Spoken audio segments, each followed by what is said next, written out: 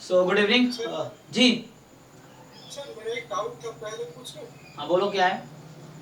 Sir एक sir Y standard normal दिया हुआ है, expectation of maximum of x and Y पूछना है। Expectation of maximum X Y. हाँ तो फॉर्मूला पता है मैक्सिमम का? क्या करें? वो लगा लो।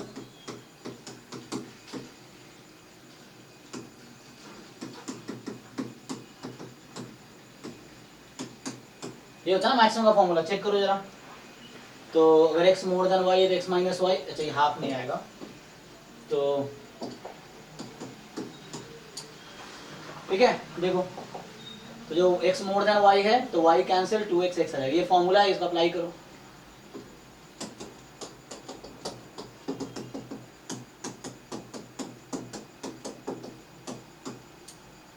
ठीक है, तो ये फॉर्मूला यूज करो, आ जाएगा।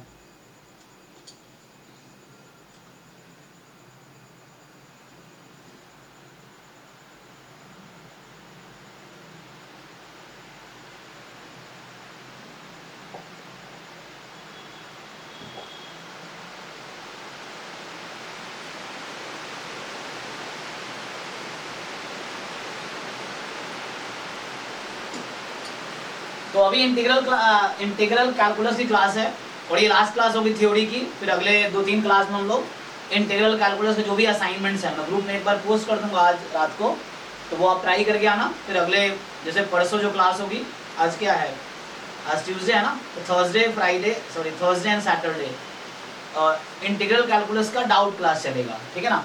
तो आप उसमें मतलब डाउट क्लास के असाइनमेंट का डिस्कशन होगा, तो आप वो ट्राई करके आना। फिर हम लोग डिस्कस करेंगे इसको। आज थ्योरी कंप्लीट करा देता हूँ मैं। देखो मेनली जो ये कैलकुलस सोल्यूशन क्या फॉर्मूला है, क्वेश्चन करने हैं। बहुत ज़्यादा कॉन्सेप्ट ऐसा है नहीं कि बहुत थ्योरेटिकली पढ़ाया जाए। तो मेनली तुम्हें कॉन्सेप्ट जानना है कि इस क्वेश्चन में कौन सा फॉर्मूला लगेगा, तो मेनली फॉर्मूला ही जानना है। तो ऐसे आसान है इंटीग्रल कैलकुलस। मेनली एरिया एक क्वेश्चन है, तो एरिया क्लास 12th में भी था, तो उसको भी हम लोग यूज कर सकते हैं। तो हमने लास्ट क्लास में ना एक बार change of order of integration एक क्लास में किया था, पिछले क्लास में ट्रांसफॉर्मेशन ऑफ वेरिएबल किया था। कि चेंज ऑफ वेरिएबल जो था मतलब सब्स्टिट्यूशन मेथड है 2 वेरिएबल में इंटीग्रेशन का। और अब हम करेंगे एप्लीकेशन ऑफ डेफिनेट इंटीग्रल। तो मेनली इसका वही है कि डेफिनेट को क्या यूज करोगे। सो एक तो वही प्रॉपर्टीज टाइप का हो गया, मतलब जो क्वेश्चन हमने प्रॉपर्टीज जो स्टार्टिंग में किए थे कि -a to a fx dx is 0 when fx is odd function, ये सब किया था ना, तो वो उसी में आ जाएगा। एप्लीकेशन ऑफ प्रॉपर्टीज में समझ लो। एंड अब क्या है, आर्क लेंथ एरिया वॉल्यूम, इसका फॉर्मूला क्या है ना। तो what is the formula of arc length, what is formula of area, what is formula of volume, बस ये तुम्हें जानना है, ठीक। तो एरिया तो जैसे अगर आप लोग ऑलरेडी जानते हो कि जैसे क्या होता है, कोई कर्व है ना, जैसे मैं पहले एरिया की बात करूं अगर, सो एरिया में क्या होता है कि जैसे आपके पास मैंने कहा कि जैसे ये है ना, suppose this is the curve y is equal to F X, ये एक्स एक्सिस पे a है और ये b है।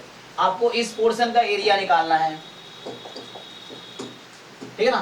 तो आपको एरिया फाइंड करना है इस वाले पोर्शन का।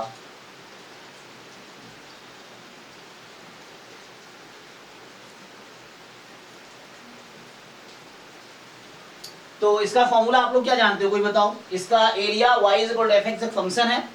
सो मैं बोल रहा हूं area under the curve y is equal to F X above x axis bounded between x is equal to a and x is equal to b। तो मान लो x is equal to a and x is equal to, है ना। तो ये जो line है this is x is equal to b, ये लाइन है x is equal to a, ये लाइन है x axis, y is equal to 0, ये लाइन है y is equal to fx। तो इसका आप लोग फॉर्मूला क्या जानते हैं,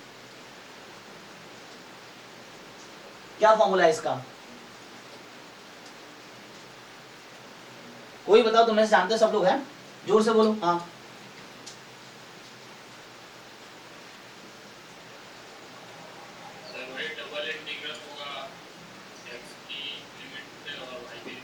चलो डबल इंटीग्रल से कर दो, सिंगल से भी कर सकते हैं। तो डबल से अगर करोगे dy dx, फिर y के लिए तुम क्या करते हो, तुम्हें पता है कि करना क्या है, एक वर्टिकल स्ट्रिप बनाया हमने, है ना। जैसे हम ज्वाइंट में यूज करते हैं, सेम कॉन्सेप्ट यहाँ भी होता है। तो हमें क्या करना है कि एक मैंने वर्टिकल स्ट्रिप लिया, जब भी y की लिमिट लेनी है वर्टिकल स्ट्रिप लिया। अब देखना है कि इसका लोअर कर्व क्या है और इसका अपर कर्व क्या है। तो लोअर कर्व है y is equal to 0, upper curve y is equal to fx। तो 0 से fx y की लिमिट हो गई, x की लिमिट क्या होगी। तो देखना है कि इस रीजन में x एक्सिस पे प्रोजेक्शन क्या आता है, इसका प्रोजेक्शन x एक्सिस पे क्या है, मतलब इस रीजन में x एक्सिस कितना इन्वॉल्व है। तो x की वैल्यू दिख रहा है आप लोगों को a to b, यही आपने क्लास 12 में पढ़ा होगा, यही चीज है ना। सो क्लास 12 में आपने यही चीजें पढ़ी होंगी, वहां का क्या पढ़ा होगा आपने, this formula is equal to, इसी को आप रिड्यूस कर लो तो dy है ना, तो यहाँ 1 है, 1 का इंटीग्रेशन y के रेस्पेक्ट में y, upper limit minus lower limit, तो यही जाके कन्वर्ट हो जाता है fx dx a to b, जो आप क्लास 12 में पढ़ते थे, यही फॉर्मूला है। सेम थिंग दूसरा, अगर जैसे दूसरा कर्व है, जैसे मान लो कि चलो एक तो ये हो गया, तो ये इसके लिए हो गया। दूसरा कर्व क्या है आपके पास कि कोई कर्व इस शेप का है, सपोज ऐसा है, समझाने के लिए बता रहा हूं, ठीक है। So this is C point, this is D point and this curve is x is equal to g of y, ठीक है ना। इस तरह कर्व है, तो यहाँ पे x की वैल्यू क्यों ले रहा हूं, अब y is equal to something लिख सकते हो, कोई प्रॉब्लम नहीं है। You can write y is equal to fx, कोई प्रॉब्लम नहीं है, बट चूंकि यहाँ पे इस तरह से है तो समझो इसको। अब मुझे इस पोर्शन का एरिया निकालना है, we have to find this area.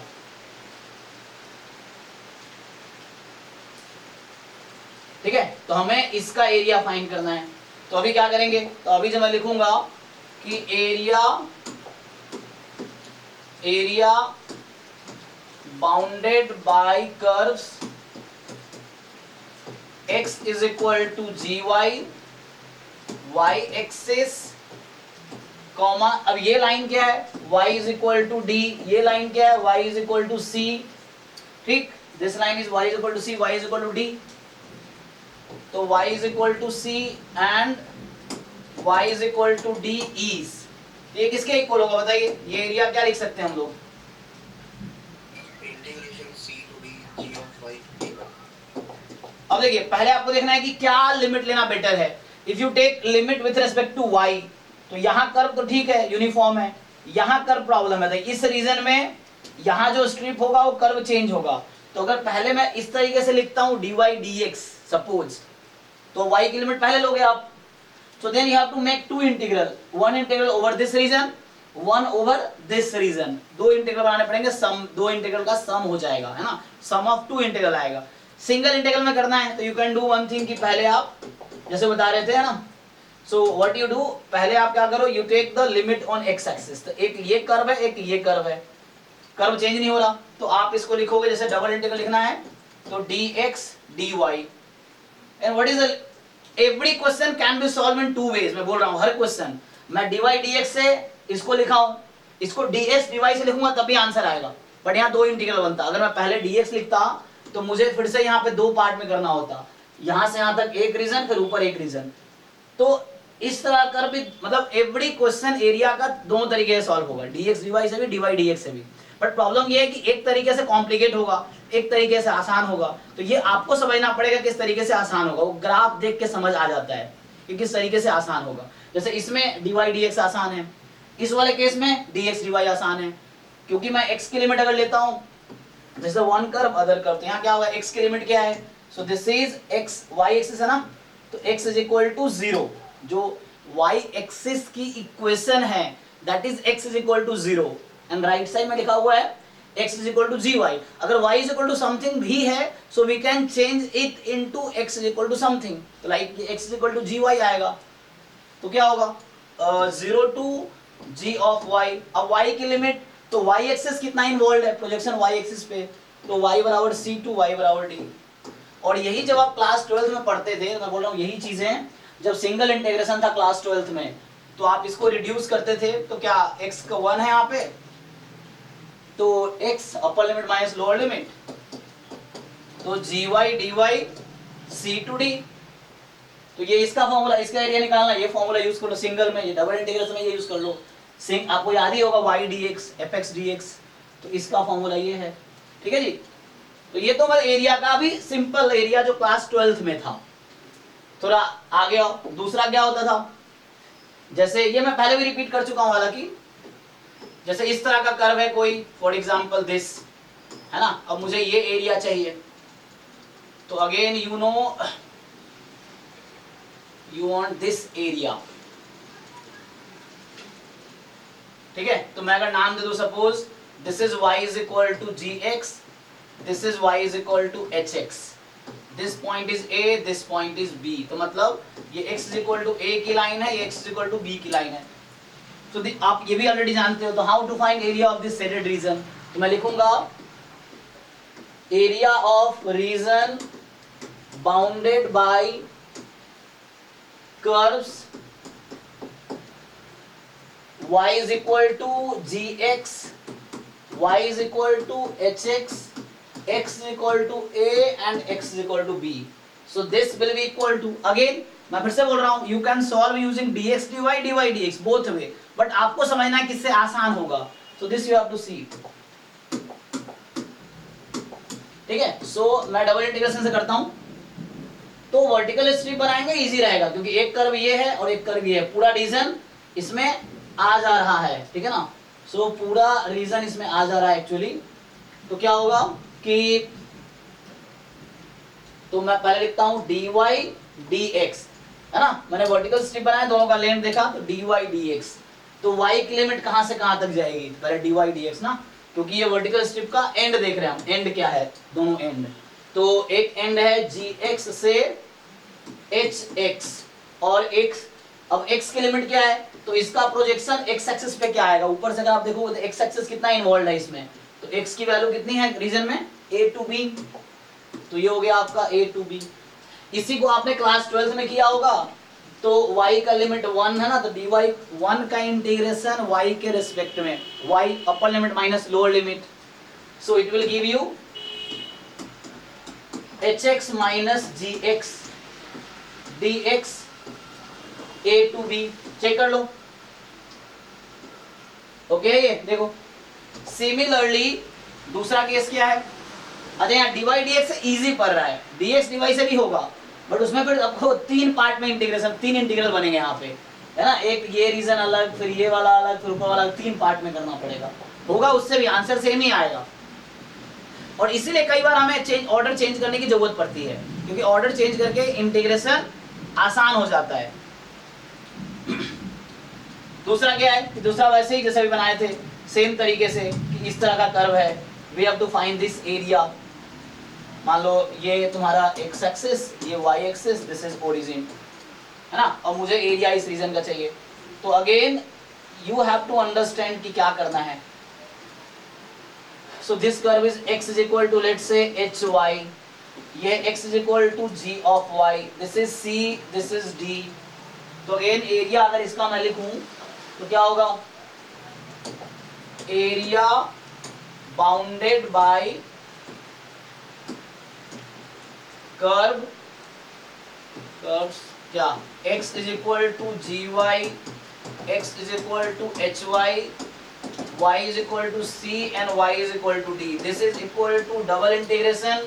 Again आप क्या करोगे आप, so you have to see, so ये जो कर्व है ये है, तो x अगर स्ट्रिप लेता हूं तो वो पूरा रीजन कवर कर लेगा, कर्व चेंज नहीं हो रहा है, मतलब this is a common curve, this is a common curve, this cover whole area, और y कांस्टेंट रहेगा, तो इसको लिखो dx dy।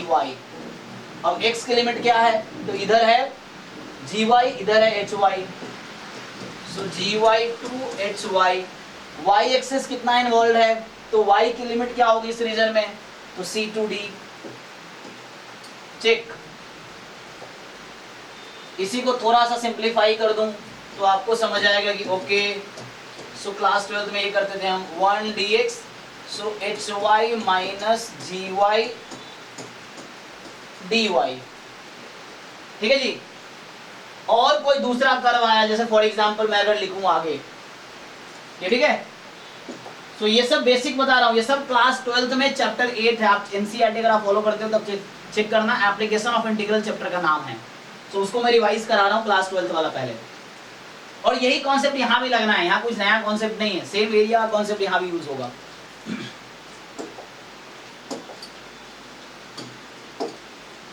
नेक्स्ट क्या है, कई बार कर्व ऐसा हो जाएगा, जैसे ही बना रहा था मैं, मान लो इस तरह से कर्व है और इस तरह से हो गया सपोज, सो लाइक मुझे इस तरह से है या कहीं पे मतलब ऐसा कोई कर्व है, जैसे साइन कॉस का हो जाता है ना, साइन एंड कॉस का ग्राफ है। जैसे मुझे अगर फाइंड करना है यहां से यहाँ का area, suppose I want to find this area, this and this, ये एरिया मुझे कंबाइंड चाहिए। तो आप लोग ऑलरेडी जानते हो क्या करेंगे, अब यहाँ अलग अलग करना ही पड़ेगा, इसका रीजन एरिया अलग, इसका अलग है ना, तो उससे करना पड़ेगा। तो क्या होगा, सो जैसे 0 है, let's say this point is a, let's say this, ये एक्स एक्सिस है मान लो, और ये आपका वाई एक्सिस है, ये ओरिजिन है, सो ये ए है, ये बी है, तो इसका एरिया आप कैसे लिखेंगे, सो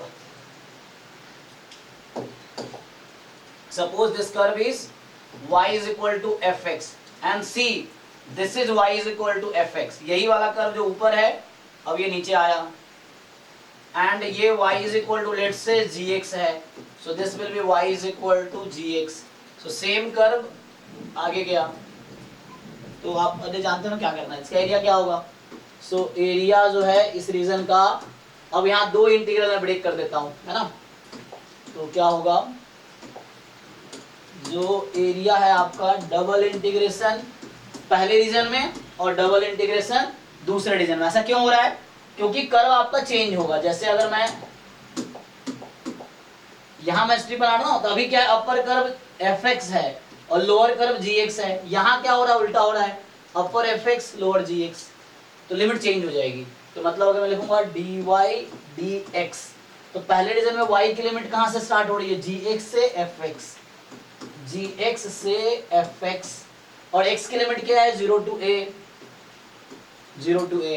दूसरे वाले में क्या हो रहा है, लिमिट क्या है y की, this fx to gx, so fx to gx, ये y की लिमिट है, और x एक्सिस की लिमिट कितनी है, a to b, ठीक है ना। तो इस तरीके से हो जाएगा, समझ आए। कुछ क्वेश्चन इस पे करके देखो, आप सिंगल इंटीग्रेशन से भी कर सकते हो, डबल से भी। इसी को रिड्यूस करोगे तो ये कुछ ऐसा रिड्यूस होके आ गया, 0 to a fx minus gx dx, ये हो गया, प्लस a to b, ये आ जाएगा gx माइनस fx dx, ऐसा हो गया। अब कुछ क्वेश्चन से लिखो, मैं लिखता हूं कुछ क्वेश्चन, आप ट्राई करो जरा। फॉर्मूला एक बार देखना है तो नोट कर लो, फॉर्मूला तुम्हें अगर नोट करना हो यू कैन नोट इट, है ना, अदरवाइज आप में ज्यादा तो लोग ऑलरेडी जानते हैं ये, ठीक है ना। इस रीजन का एरिया ये लिखा मैंने, a to b fx dx, इस वाले का area c to d gy dy। तो मैं कुछ क्वेश्चंस लिखता हूं, आप ट्राई करो फिर।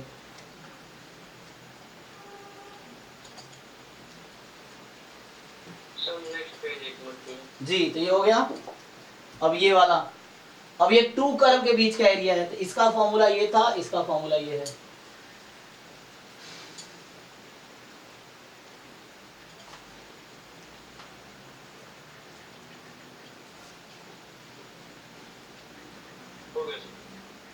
और अगला वाला ये था, इसमें क्या वही दोनों कर्व है।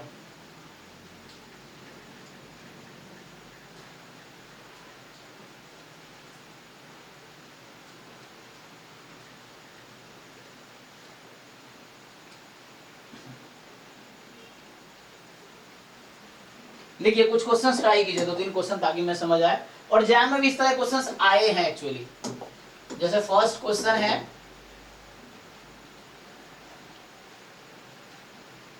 तो क्वेश्चन ये है कि मैं बस एक कॉमन लाइन लिखता हूं, फिर question, find the area bounded by curves. जैसे पहला क्वेश्चन में ये है, क्वेश्चन 1, कि आपको कर्व दे रखा है y is equal to cos x, y is equal to sin x, y axis and x की वैल्यू दे रखी है 0 से π/2, ये है। अब बताओ जरा एरिया क्या होगा इसका। So what is area of the region bounded by cos x, sin x, y axis and x between 0 and π/2। तो इसको मैं अगर चाहूं थोड़ा सा ठीक से लिखूं तो इसको ऐसा लिख सकता हूं कि x is equal to 0 and x is equal to π/2, ये समझ लो आप। तो आपके पास 5 कर्व हो गए, है ना। लाइन भी एक कर्व है, so you have y axis also a curve. अच्छा, y is equal to axis, तो y एक्सिस की इक्वेशन क्या होती है? y इक्वल टू x, नहीं नहीं, y एक्सिस एक लाइन है, उसकी इक्वेशन क्या है? x is equal to 0। हाँ, वो यहाँ ऑलरेडी लिखा हुआ है, दो बार लिखने की जरूरत नहीं है, तो हम इसको हटा सकते हैं, ठीक है ना। So now you try and find the answer. First question क्या होगा? सेकेंड क्वेश्चन,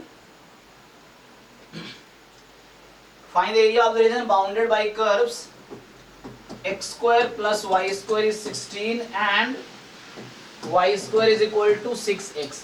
मैं इसी में 4 ऑप्शन दे सकता हूं, तो MCQ बन जाएगा, न्यूमेरिकल आंसर टाइप जैम में बन जाएगा इस तरह से, या गेट में भी।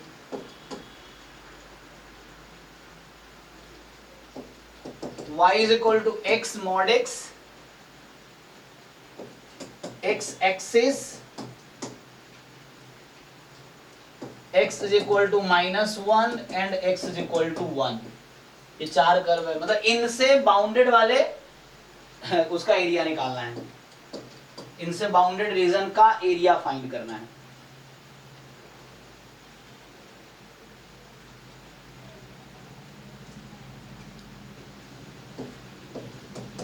x comma y such that y square less than equal to 4x comma 4x square plus 4y square less than equal to 9।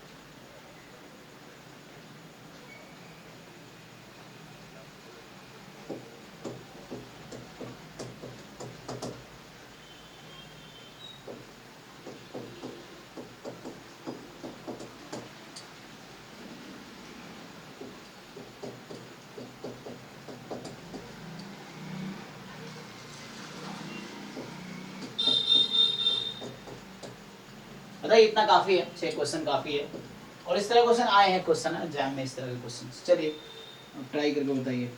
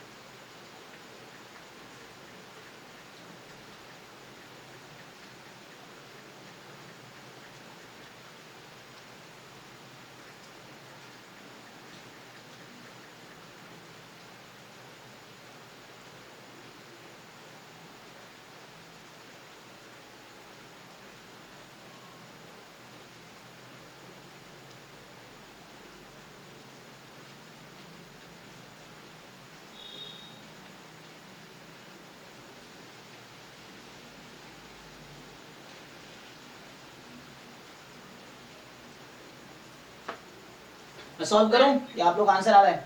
Answer आ रहा है तो बताइए। पहले वाला का पार्टीशन करूंगी, दोनों पार्ट में पार्टीशन करूंगी क्या?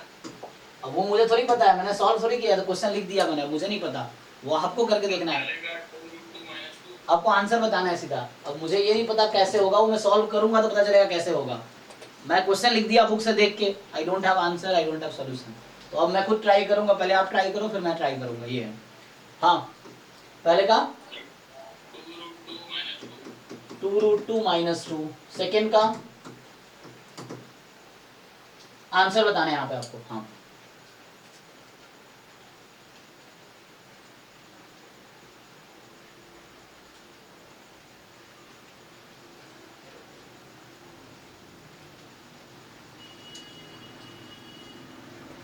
चलिए मैं सॉल्व करता हूँ। तो y equal to cos x sin x, क्योंकि वेट करूंगा फिर टाइम चला जाएगा।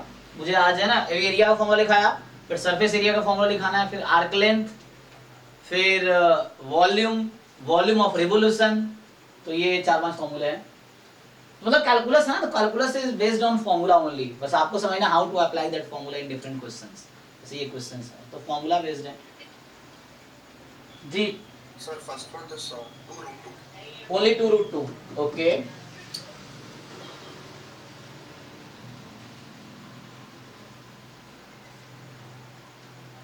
ऑप्शन ए, ऑप्शन बी, चलो। cos x sin x y axis x बराबर π/2। देखो तो क्वेश्चन है y बराबर cos x, y is equal to sin x, x बराबर 0 which is y axis, x बराबर π/2। तो लेट मी ड्रॉ ग्राफ। तो देखो यहाँ पे आपको ग्राफ बनाना पड़ेगा। अब ग्राफ बनाना इज, आप जिस लेवल पे हो, जो लोग बीएससी कर रहे हैं या कुछ लोग एमएससी कर रहे हैं, कुछ लोग कर चुके हैं, तो लाइक जस्ट 11-12 में जो ग्राफ बनाना बेसिक्स है ना, कहीं से आप सीख लो। अगर डाउट किसी ग्राफ में तो मुझसे पूछो। जैसे आप y बराबर x है, y equal to x square है, तो मुझे लगता है ये सब सिखाने की जरूरत नहीं है आप लोगों को, क्योंकि यू ऑलरेडी नो है ना कि x का ग्राफ कैसा है, x स्क्वायर है कैसा है, या sin x कैसा है, cos x कैसा है। तो ये सिखाने की जरूरत नहीं पड़ेगी मुझे लगता है ना, क्योंकि आप ऑलरेडी जानते हो।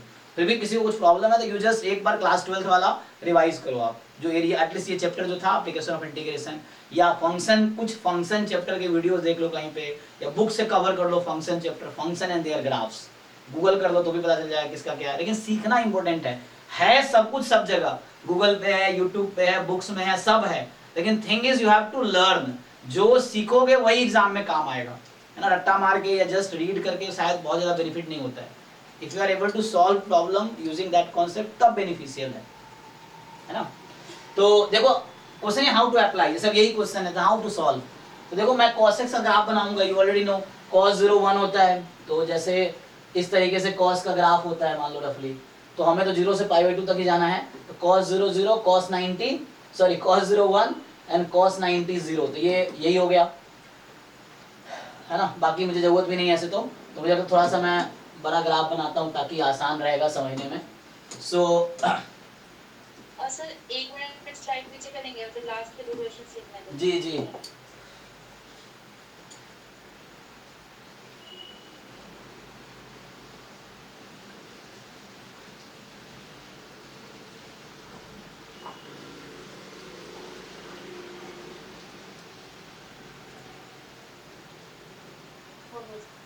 Sir, first one this हाँ 2√2 - 2 itself. अच्छा यही सही है, ओके ठीक है। देखो तो cos 0 है ना, cos 0 1, this is 1 and cos 90 is 0। sin क्या होता है, sin 0 0, sin 90 1। तो रफली मैं ड्रॉ कर रहा हूँ, रफली मैं ग्राफ बना रहा हूँ, ठीक है ना। सो दिस पॉइंट इज, सो ये 1 होगा ना, यहाँ 1 है।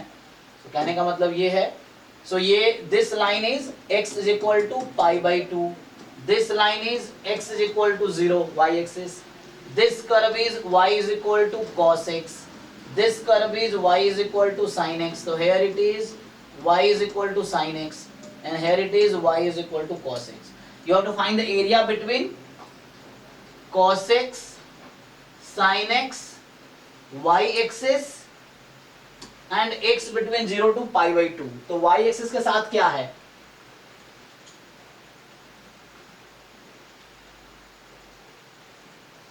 so which region you will select, cos sin y axis।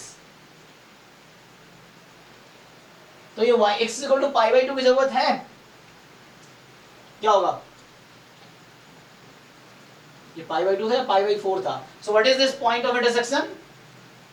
Pi by 4। तो पाई बाई 2 लिखने की क्या जरूरत थी इसमें, है ना? तो अगर पाई बाई 2 लिखता है तो दोनों सेक्शन कंसीडर करेंगे क्या, लाइक द राइट साइड में और लेफ्ट साइड में? लेकिन वाई एक्स, तो वाई एक्सिस की जरूरत तो नहीं थी।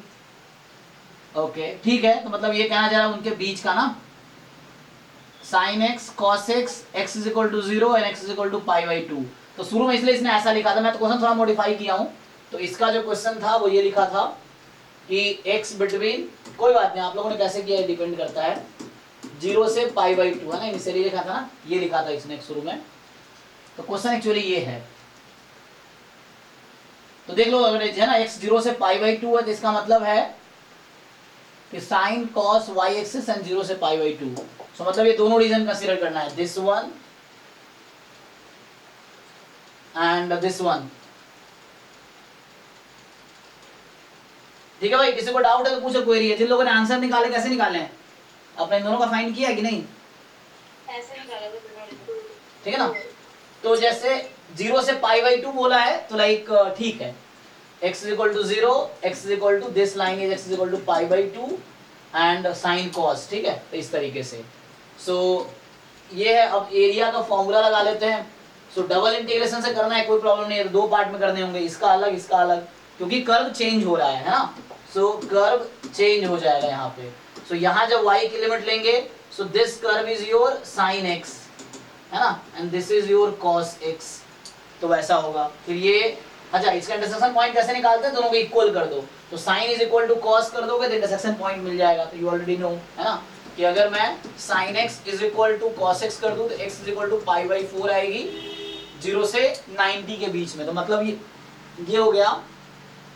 तो पहले मैं लिखूं dy dx। तो फर्स्ट रीजन में, हाँ यस सर, ये जो नीचे वाला पार्ट कर्व का जो आपने छोड़ दिया, हाँ, ये भी तो कर्व से ही बाउंडेड है। नहीं, is it bounded by sine cos? ये किससे बाउंडेड है? बट सर वो बीच वाला पार्ट में क्यों होगा? नहीं, बीच वाला पार्ट क्यों होगा? क्या ये एक्स एक्सिस बोला है इसने इन्वॉल्व है? कहीं एक्स एक्सिस है? x0 to pi by 2। x0 is y axis and x pi by 2 is this one. So they are bounded by sin cos, ये भी sin cos x is equal to pi by 2, x is equal to 0. ये किससे bounded है? x axis and sin या x axis and cos, but they didn't say x axis actually. तो आपको उसके बीच का कर्व लेना है, कि sin and cos के बीच का जो रीजन है वो लेना है। मतलब मेनली क्वेश्चन यही था कि find the area between the curve y is equal to sin x and y is equal to cos x between 0 and pi by 2। तो 0 से pi by 2 के बीच में वो रीजन जो sin cos के बीच का है। So which, so समझ आ रहा है कि नहीं? Is it fine? Yes। Between sin and cos only, you cannot take outside. So region bounded by sin x and cos x when x lies between 0 and pi by 2. That is the question. So 0 से pi by 2 में sin और cos के बीच का जो region है उसका area find करना है। So एग्जाम में ऐसे लिखा आएगा, find the area between the region bounded by y is equal to sin x and y is equal to cos x when x lies between 0 and pi by 2. तो ये आपको find करना है। So it is only the region between sin and cos. तो यहाँ पे क्या होगा? पहला रीजन में limit sin x to cos x and x between 0 to pi by 4 plus दूसरे रीजन में अब ये आपका है cos और ये आपका है sin.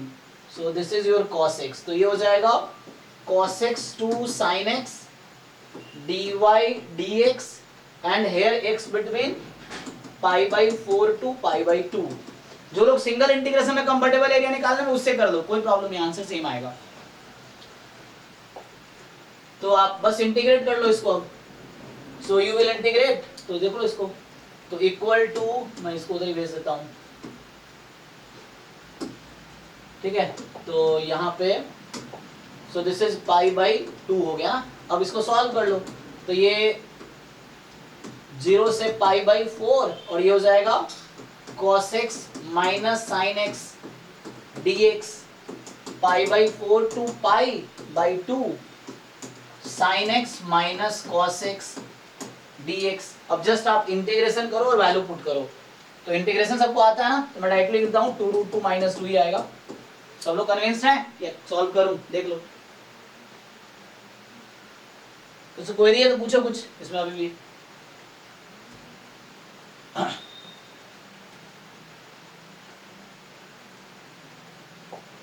नेक्स्ट क्वेश्चन है this circle and this parabola. चलो ट्राई कर लेते, किसी का आंसर आया? 8 pi minus 64 by 9 है। 8 पाई माइनस 64 होल अपॉन 9। नहीं 64 by 9। ओके चलिए ट्राई करते हैं। तो सर्कल और तो इसमें एक दो क्वेश्चन और मैं कर देता हूँ। तो circle and this, so x square plus y square is 16 and y square is equal to 6x, ये है। तो अब आपको क्या करना है, आप या तो पहले चाहो तो सबसे पहले इसका इंटरसेक्शन पॉइंट निकाल लो। इससे एक आइडिया मिलता है कि ग्राफ जब बना रहे हैं तो किस पॉइंट पे कट करेगी। तो इन दोनों को साइमल्टेनियसली आप सॉल्व करो पहले। तो x स्क्वायर प्लस 6x बराबर 16, तो यहाँ से x square plus 6x minus 16 is 0। अब ये 16 कितना होता है, 8 2 जा, तो x कितना प्लस 8 और x माइनस 2, देख लो फैक्टराइज करके, ठीक है। तो x की वैल्यू आ जाएगी 2 और माइनस 8, तो मतलब ये इन दो पॉइंट पे कटेंगे। और x जब 2 है तो y की वैल्यू आ जाएगी यहाँ से देख लो रूट 6x है ना, तो x को 2 रखो 12 रूट 12 प्लस माइनस रूट 12 हो सकता है। और x माइनस 8 हो सकता है क्या, इसमें देखो ध्यान से, क्या x माइनस 8 हो सकता है? क्योंकि y स्क्वायर नेगेटिव आ जाएगा तो पॉसिबल नहीं है, this is not possible. So intersection point 2, 12 या 2, रूट 12 या 2 माइनस रूट 12 हो सकता है। तो मतलब ये कि x की वैल्यू 2 पॉसिबल है। तो देखो जरा ग्राफ, तो सर्कल तो वी ऑलरेडी नो कि सर्कल है ये 16 है, तो 4 रेडियस का होगा। ओके, अब y square is equal to 6x है, तो y स्क्वायर इज 6x, तो x के अराउंड होगा। सो दिस इज रफली बना रहा हूं, ठीक है ना। तो इस तरह से, सो यही जो पॉइंट है ये प्लस रूट 12 है ऊपर, और इधर जहां कट रहा है ये माइनस रूट 12 है ना, रफली बना रहा हूं तो इसलिए ये यहाँ जहां कट रहा है ये माइनस रूट अंडर 12 होगा। तो कहने का मतलब ये है ना, आपको रीजन कौन सा लेना है, क्वेश्चन ये है ना। और ये समझ आ रहा होगा ये जहां पे कट रहा है यहाँ x की वैल्यू 2 होगी, जो i है ना। इंटरसेक्शन पॉइंट निकालना इसमें फायदेमंद है कि यहाँ पे क्या पॉइंट है, जैसे x इज इक्वल टू 2, तो ये point x is equal to 2 है। तो अभी ये तो बस मैं समझाने के लिए बोल रहा हूँ हाँ। तो अभी आपको क्या करना है, आपको देखना which one is the required region जिसका एरिया निकालना। तो बोला था region between this two, so कौन सा रीजन लोगे बताओ। तो इसमें पूरा मैंने लिखा नहीं है ना, इसमें 2 रीजन आएंगे ना। हाँ, जैसे ये आपका है पैराबोला, ठीक, और ये आपका सर्कल, तो ये स्मॉलर रीजन है, ये लार्जर रीजन है। तो अभी कैसे डिसाइड करोगे आप, बोलो सर दोनों का इंटरसेक्शन कौन सा है। तो ये भी तो पैराबोला और सर्कल। एक्चुअली यहाँ पे क्वेश्चन ऐसा होता है, 0.04 होगा, मतलब इस नहीं देखो अभी तो हम ये ले लूंगा कि यहाँ पे मुझे लिखना पड़ेगा। तो ये क्वेश्चन जैसे मैं तो ऐसे ही लिखा ना, पूरा फुल सेंटेंस में नहीं लिखा। अगर मैं फुल सेंटेंस में लिखता तो सर्कल और पैराबोला के बीच का रीजन लेना है ना। सो या तो 2 रीजन है इसमें, अगर आप देखोगे so you have 2 region, this is the region between parabola and circle, this is also the region between parabola and circle. क्या दिक्कत है, लेकिन डिपेंड करता ना, इनइक्वालिटी अगर दे रखा होता आपको तो जैसे मजा आता। फॉर एग्जांपल अगर मैं अभी बना दूं, जैसे अगर मैं लिखता कि x स्क्वायर y स्क्वायर है ना लेस देन इक्वल टू 16, और यहां मैं लिख देता हूं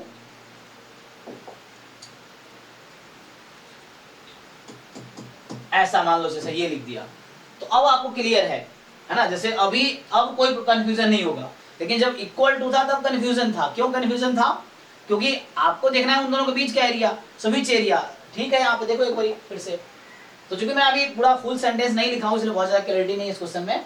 तो जैसे ये भी तो पैराबोला है, ये circle, this is also area. तो कुछ क्वेश्चन में ऐसा लिखा रहता है कि find the area smaller area between the curve this and this, या इस तरह से इनइक्वालिटी होगी। तो मैंने क्या बोला है कि जैसे x square plus y square less than equal to 16 कर देता हूँ, and y square less than equal to 6x है। अभी ऐसा लिख दिया मैंने, ठीक। तो अब आपको आप कंफ्यूजन नहीं रहेगा, क्योंकि अब एक रीजन या तो parabola less than equal to 6x है, Y square less then 6x, तो या तो ये रीजन आएगी या ये रीजन आएगी। तो व्हिच रीजन इज दिस? अभी जो मैं लिखा वो कौन सा रीजन है? Right side left side? Right side होगी। और x square plus y square less than equal to 16 है, तो ऑब्वियसली इनसाइड सर्कल की बात कर रहा है। तो इसमें वाला कोई पॉइंट लो, जैसे 4,0 है, 4,0 रख के देख लो यहाँ पे, ये पॉइंट का कोऑर्डिनेट कितना है 4,0, तो आप 4,0 यहाँ पुट करो और देखो ट्रू आ रहा है कि फॉल्स आ रहा है। क्या आएगा? True, false? पॉजिटिव क्वाड्रेंट होगा सिर्फ, क्या होगा? सिर्फ पॉजिटिव क्वाड्रेंट होगा, मतलब 4 और 0 होगा। अरे भाई मैं पूछ रहा हूँ तुमसे, देखो चेक करो। So this is the region you have to select, ठीक है। सो इसका एरिया फाइंड करना है अभी, अदरवाइज वैसे इक्वलिटी लिखी रहेगी तो लिखा रहेगा स्मॉलर रीजन और larger region, this is a larger region, this is smaller region, आपको समझ आ रहा होगा, तो वैसा लिखा रहेगा। अब इसका एरिया फाइंड करो जरा। तो ये आपका है ना पैराबोला था and this is your circle.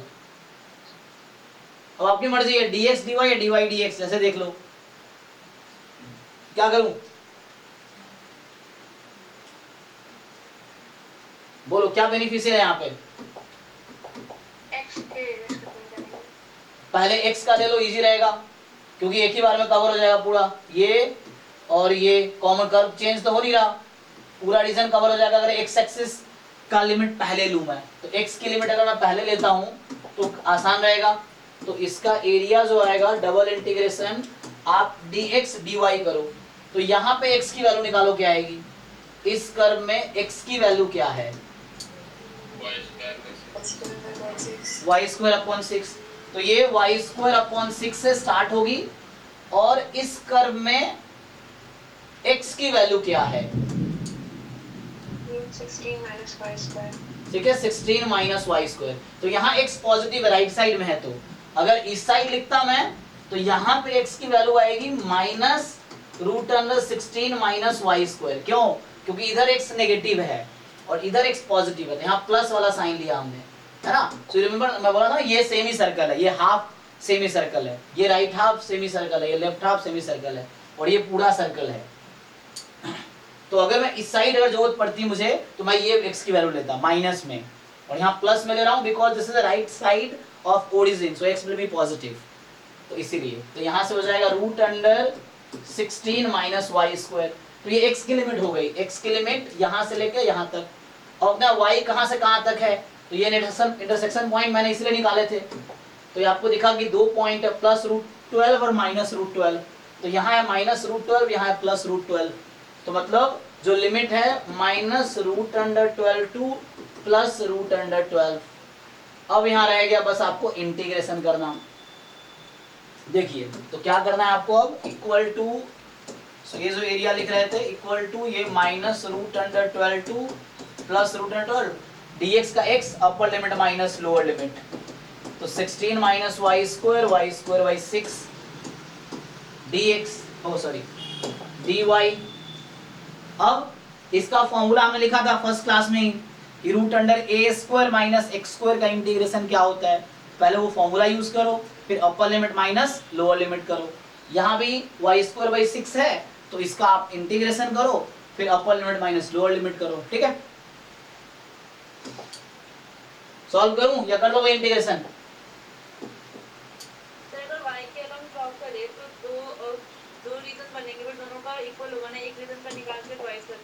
तो y इक्वेशन करना तो सिर्फ अपर हाफ का ड्रॉ करो, उसमें भी डबल इंटीग्रेशन करना पड़ेगा तुम्हें, क्योंकि ये कर्व और ये कर्व अलग अलग है। तो इस बीच में जो 2 था ना, 0 से 2 में अलग इंटीग्रेशन होगा x का, और 2 से 4 में अलग इंटीग्रेशन होगा। 2 इंटीग्रेशन बनाने पड़ेंगे आपको,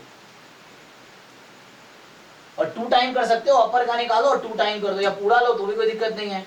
तो यहाँ y की वैल्यू नेगेटिव में, यहाँ पॉजिटिव में, तो उससे भी कर सकते हैं हम लोग, तो 2 टाइम कर सकते हैं, ठीक है ना।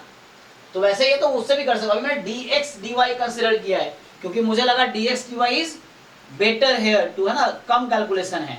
dy dx लेंगे ज्यादा कैलकुलेशन होगा, आंसर उससे भी आएगा, सही आंसर आएगा, but it will take time, more time than this method.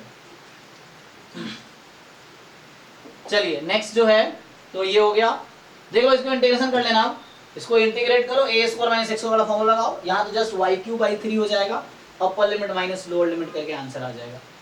Sir वो जो इनइक्वालिटी वाला पार्ट आप बोल रहे थे ना, उसका थोड़ा सा मतलब कॉन्सेप्ट ठीक से समझ नहीं आ रहा। हाँ तो आपको ये क्लास में, आपने क्लास 12 में ये पढ़ा आपने लीनियर प्रोग्रामिंग प्रॉब्लम, वहां ऐसा होता था कि x प्लस वाई, मान लो minus x plus y more than equal to 2 है, तो कैसे आप डिसाइड करते थे विच रीजन इज दिस? हम 0 0 पुट करके वो क्वालीफाई करेगा तो Yes. Do the same thing here. You take any point which is not on the curve. तो मैंने भी कहा था ना, तो you take the point 4,0, you check there. What will you give? Will it give true or false? Less, yeah, it will give false. किसमें, किस वाले केस में? No, it's true, sorry. तो ट्रू है, so मतलब the point you have taken, the solution is that side only. अगर वो false देता है तो solution is other side, so decide in the same way. है ना, जब भी कंफ्यूजन हो, क्योंकि इनइक्वालिटी है, solution will either this side or that side, so you have to take a point from the either side and check. If it gives true statement, means solution is that side only. If it gives false, means solution is other side. Sir, but it is given y square less than equal to 6x. So what will it put? मतलब यहाँ पर क्या put करेंगे? 0 put करेंगे तो दोनों तो मतलब y square 6x. अरे मैं क्या बोला? You take a point which is not on the curve. Why will you take 0 0? 0 0 is on this curve, so obviously it will give you always true. You have to see solution is either side. So choose point from here. Choose point from here. Why are you choosing 0 0? We have to choose a point which is not on the curve. So 0 0 is on the curve. It will always give you true. So how will you decide? वो तो curve पे ही point है. कैसे decide करना है? फिर y का value 0 ले लेंगे और x का वैल्यू 1 2 3 ऐसे पुट करके हम देख सकते हैं। एक point काफी है. But I said 4,0 is one point. You take here point. This point is minus 4 0. Put here minus 4 0. What will it give? True or false? Yeah. Minus 4. It will give. It will value 4. No. For false. minus 4,0. Put करो और बताओ true आएगा false आएगा?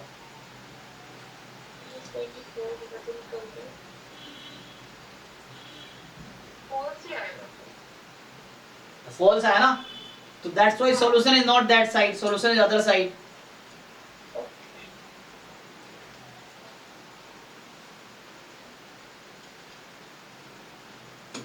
जैसे मैं ये example दिया, if I give you to select x less than equal to y, so how will you choose which reason is this? ये x is equal to y का कर्व है, इसका solution किस साइड होगा? How will you decide?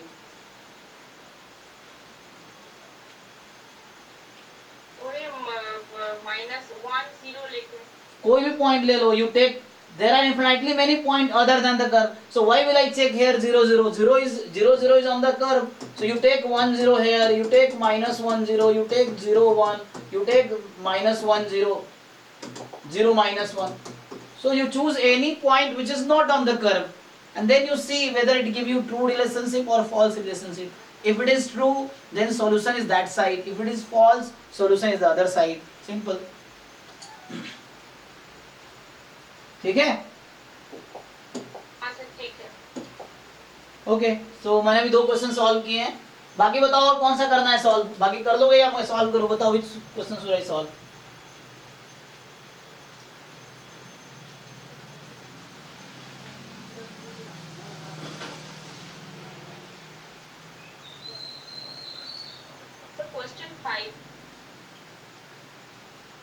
यहाँ भी inequality होगा, equality लिखने की जरूरत नहीं थी, इट शुड गिव इनइक्वालिटी, है ना, क्योंकि इक्वालिटी लिखने की क्या जरूरत है?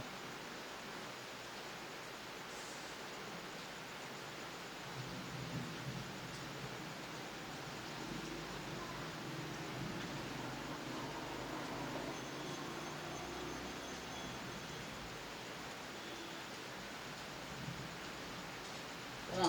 तो ये इसको इनइक्वालिटी लिख दो, है ना। सो यू चेक, ऐसे मतलब उसका वही है जो लिखना चाह रहा है, वो मतलब वही है उसका। So you have to find the area between region, मतलब या तो ऐसा लिखा होगा कि find the area between region y is equal to x square and y is equal to mod x.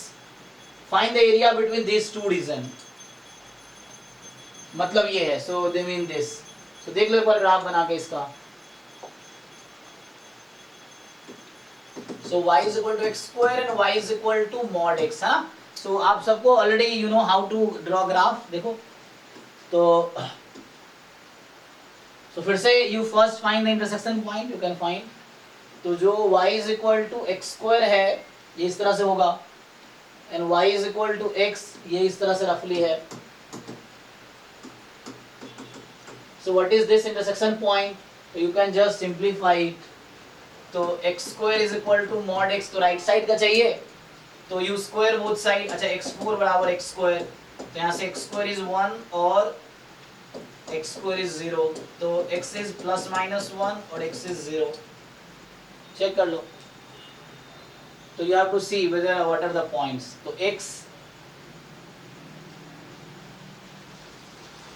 है, मैंने स्क्वायरिंग किया यहाँ पे, तो x स्क्वायर कॉमन ले कैंसिल कर सकते हैं, x स्क्वायर 0 तो x इज 0 और x इज प्लस माइनस 1। क्या होगा, प्लस 1 ही होगा, माइनस 1 तो आएगा नहीं, है ना।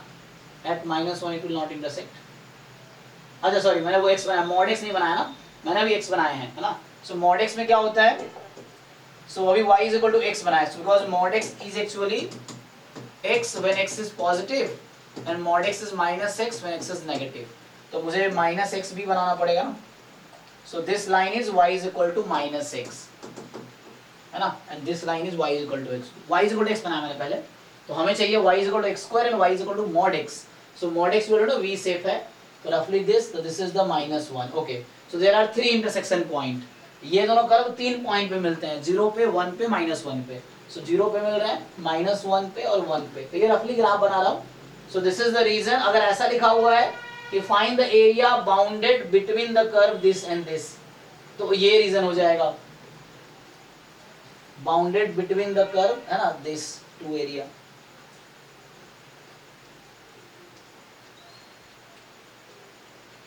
अच्छा अगर इनइक्वालिटी लिखा था तो क्या होगा, you check, are the same.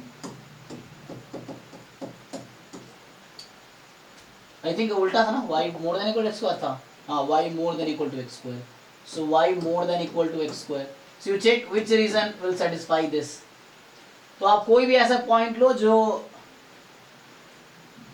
है ना, तो y is equal to x square है ना ये वाला बाउंड्री, तो इसका जो सॉल्यूशन होगा it will either upper half और lower half. So you have to see ये अपर होगा या लोअर होगा। तो कोई भी टेस्टिंग पॉइंट ले लो जो उस कर्व पे ना हो, you choose a point that is not on that curve. तो you take any point, for example this point is 1,0, है ना, तो यू टेक दिस पॉइंट, अब पुट करके देखो फर्स्ट वाले में, तो x को 1, y को 0, 0 more than x square, no, है ना, फॉल्स, तो मतलब solution is not at this side. तो इस पैराबोला का जो सॉल्यूशन है is on the other side, so solution is that side, because point I am taking this side, तो इसका सॉल्यूशन इस साइड है ना, इसका इस साइड सॉल्यूशन जाएगा, अपर हाफ होगा। Again for the line you check the same point, a 1 0, तो लाइन में 1 0, y को 1, y को 0, x को 1, 0 लेस देन 1 ट्रू। ट्रू मतलब लाइन का सॉल्यूशन इस साइड है, जिधर पॉइंट लिया हमने उसी साइड सॉल्यूशन है, सो इधर सॉल्यूशन आएगा।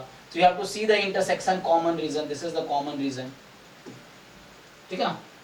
सो this is the common region, ये पैराबोला है and this is the line mod x, mod x है ना, तो यहाँ से स्टार्ट कर लो, सो mod x है ना रफली। सो इस तरीके से, तो you can find the area now. So इधर y is equal to x है और इधर y is equal to x square है, यहाँ y is equal to x square है, this curve is y is equal to minus x, ठीक है ना। तो when x is negative mod x is minus x, when x is positive mod x is plus x।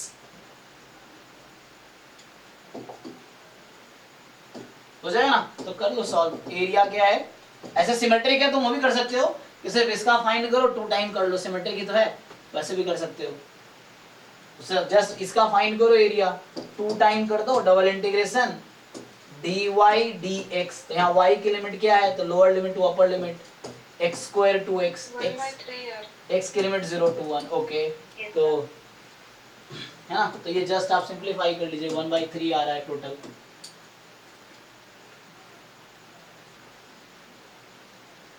Any confusion? अब बताओ कौन सा करना है। सो इसमें लेस देन इक्वल लगा दिया ना, सो ताकि कर्व क्लियर हो, या bounded by these two curves. सब कर लेंगे। बाकी लोग देख लो, हो जाएगा ना। So Yes, sir. So area simply आपको कोई कर्व दे रखा होगा तो you find the area bounded by these curves, तो ऐसे आ जाएगा। तो ये तो एरिया हो गया। Sir y equal to x mod x का पैराबोला जैसा ग्राफ बनेगा। हाँ, x mod x को खोलो, क्या होगा? x mod x का क्या डेफिनेशन होगा? तो x स्क्वायर कब? जब x पॉजिटिव है, माइनस एक्स स्क्वायर जब x नेगेटिव है। तो ऐसा बनाओ, जैसे mod x का बनाते हो ना, तो ये y बराबर एक्स स्क्वायर रहेगा जब पॉजिटिव है, y बराबर माइनस एक्स स्क्वायर रहेगा। तो ये एक्स क्यूब जैसा शेप है, हालांकि पॉइंट अलग अलग होंगे। तो इस तरह से है। ठीक है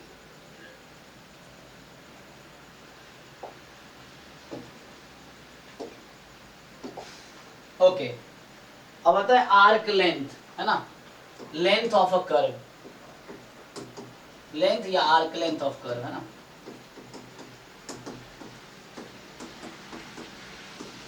इसका फॉर्मूला क्या होता है? किसी कर्व का लेंथ फाइंड करना है आपको। जैसे फॉर एग्जांपल है ना, मान लो कोई साइन एक्स ही है, मतलब आपको बोल दे कि साइन एक्स का ही 0 से π/2 में, जैसे ये π/2 है, मान लो 1 है, sine 0 0। So what is length of this curve? तो ये लेंथ कितना होगा, कैसे डिसाइड करोगे?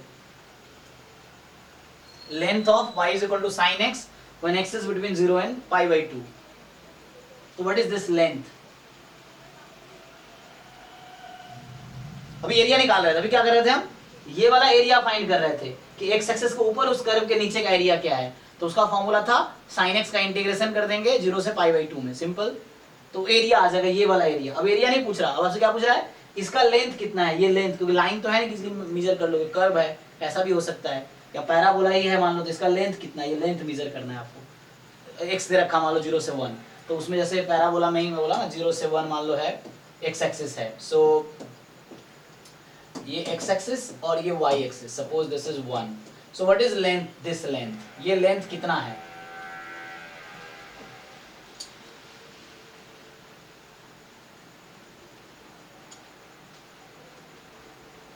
तो हमें इसका फॉर्मूला जानना है, how to find length of a curve.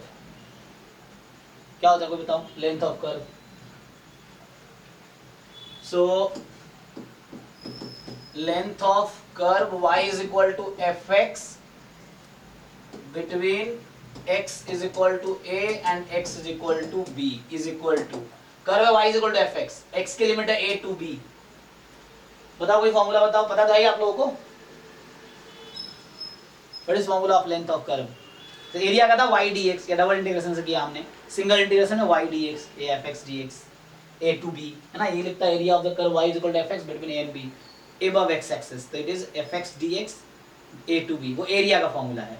Length of curve क्या होगा? सर dx का होल स्क्वायर, dx में dt का होल स्क्वायर, तो dy में dt का होल स्क्वायर का root under integrate over a to b। हाँ, तो वो ठीक है, हमारा पैरामेट्रिक फॉर्म, फॉर्मूला सही है, वो पैरामेट्रिक फॉर्म में है।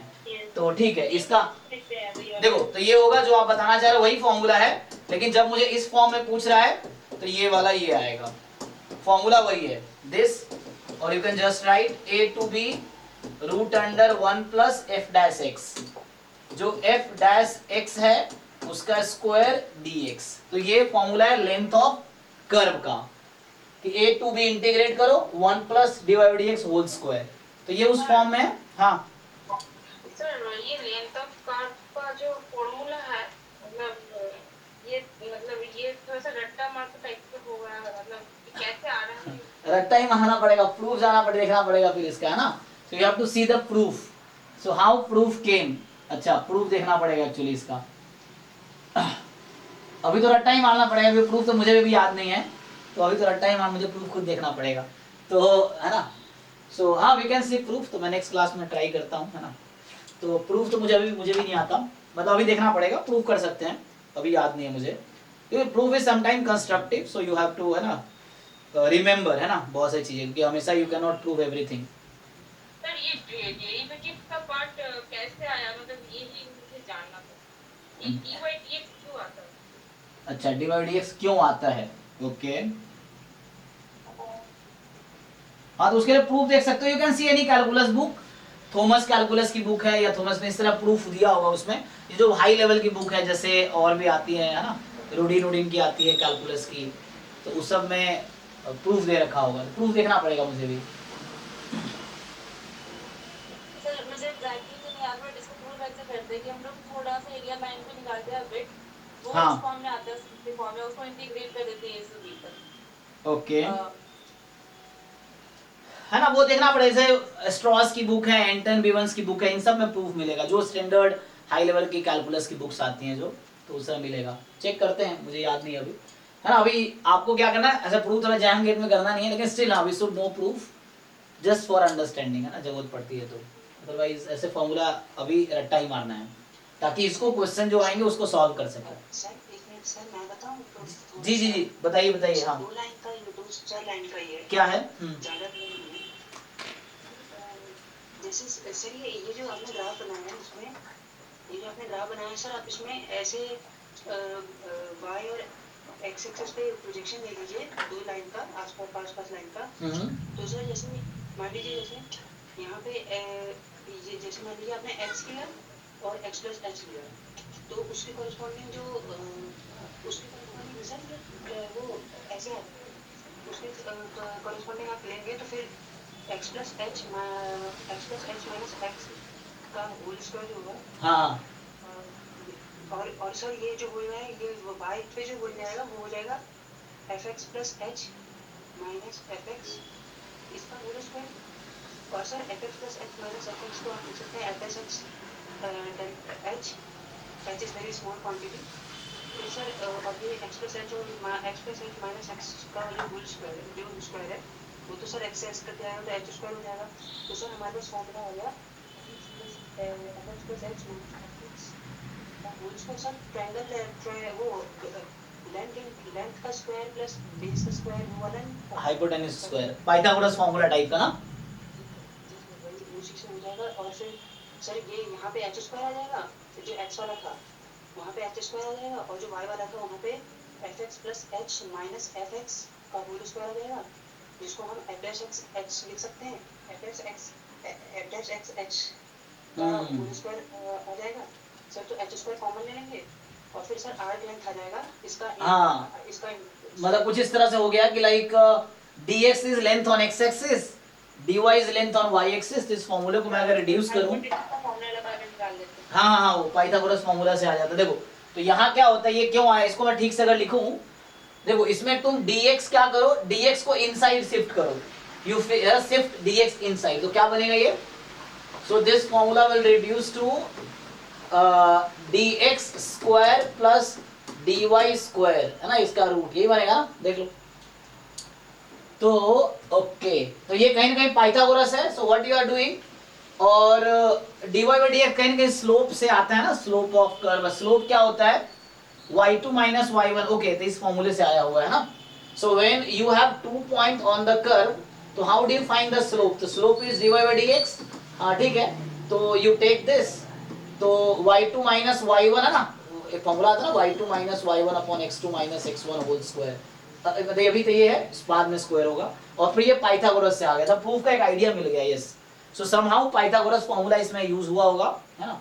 सो इस तरह से एक dx लेंथ है, वो बना लो थोड़ा ट्रायंगल, dx dy, और यहाँ पे जैसे तुम्हारे पास ये dx है, ये dy है, ये लेंथ ऑफ कर्व है, थोड़ा सा बहुत छोटा सा ट्रायंगल बना लिया इस तरीके से ये। So this is dx, this is dy, this is small l बोल दो, है ना।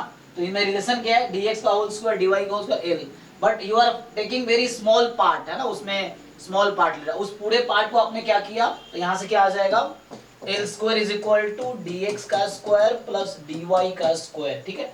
तो l की वैल्यू आ गई root under dx square plus dy square. इसी में dx को कॉमन निकाल लो, तो dx को जब कॉमन निकाल लोगे तो यहाँ से आपका कुछ बन गया 1 plus dy by dx whole square dx। But you are working on very small, है ना, strip, your small portion of the curve, तो उस पूरे कर्व पे जनरलाइज करना है, तो what will do, you will integrate over a to b, ठीक है, तो ये आ जाएगा, है ना। तो ये this is idea of the proof, सही बताया इन लोगों ने, तो बुक में आप देखो एक आइडिया मिल जाता है, ठीक है ना। सो इस तरह से ये स्क्वायर क्यों आया, due to the Pythagoras theorem, है ना, और ये ऐसा इसलिए हो रहा है, ये dx dy, ऐसे ही तुम जो एक है ना लिमिट एज अ सम वाला, उसका ही प्रूफ कुछ इस तरह से ही आता है वहां भी ना, कि आप एक रेक्टेंगल कंसीडर करते हो छोटा सा, तो उस रेक्टेंगल का एरिया निकालते हो, फिर बाद में उसको पूरे पे इंटीग्रेट या समेशन कर देते हो, तो वही, तो ठीक है, दिस इज फाइन। तो ये प्रूफ का एक आइडिया है, ठीक है जी, जिनका डाउट था, हाँ sir. This is basic idea of the proof, but for the details proof you can see the book, ऐसे इजी प्रूफ है ना, तो इससे आ जाएगा, ठीक है। तो अभी तो ये फॉर्म है, this is the one form, other form is, ठीक है ना, तो अगर मान लो होगा कि लेंथ ऑफ आर्क ऑफ जैसे कर्व, कई बार ऐसा है कि x is equal to g y है ना, and y is equal to c and y is equal to d, y से बाउंडेड है, तो इस केस में क्या होगा कि 1 plus d x upon d Y whole square, यहाँ dy आ जाएगा, limit take c to d, same formula है।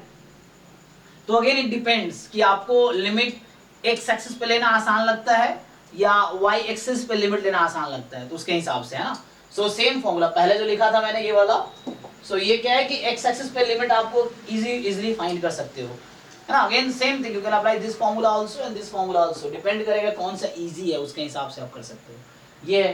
कई बार तीसरा केस जो आता है, जैसे पैरामीट्रिक फॉर्म में लोग बता रहे थे ना, जैसे मान लो कि ऐसा है कि आपके पास पैरामीट्रिक फॉर्म में है कि क्या होता है, x is equal to some function, so length of arc of curve given as, या है ना, गिवन एज, मान लो x is equal to some रहता है ht, y is equal to some gt, तो t यहाँ पैरामीटर है, t फ्रॉम लेट से कोई नंबर ले लो, मान लो a to b ही बोल देता हूँ, इस तरह से है।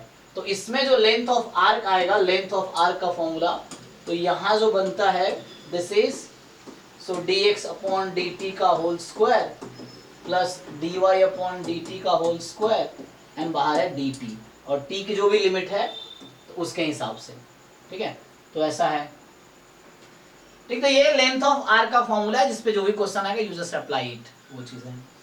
तो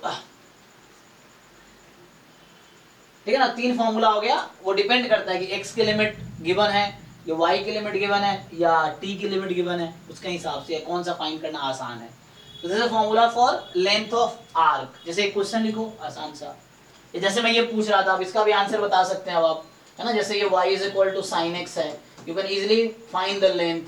जैसे ये y is equal to x square था, you can easily find the length, ठीक है ना। तो फॉर्मूला लगा लो, डायरेक्टली आंसर आ जाएगा ना, 0 to 1। So you can apply direct formula, y की जगह sin x रख दो यहाँ पे, y की जगह sin x, और यहाँ पे 0 से π/2 में इंटीग्रेट कर दो, तो you will get the length of this arc। Again यहाँ पे भी इसमें y को x स्क्वायर रख दो इसमें आप, या fx को x स्क्वायर रख दो, you इंटीग्रेट with 0 to 1, तो you will get length of this arc। लिखो, जैसे एक क्वेश्चन लिख देता हूँ मैं, जो है ना, जो आया हुआ एग्जाम में, कौन सा आया हुआ क्वेश्चन, जैसे ना लेंथ ऑफ आर्क पे,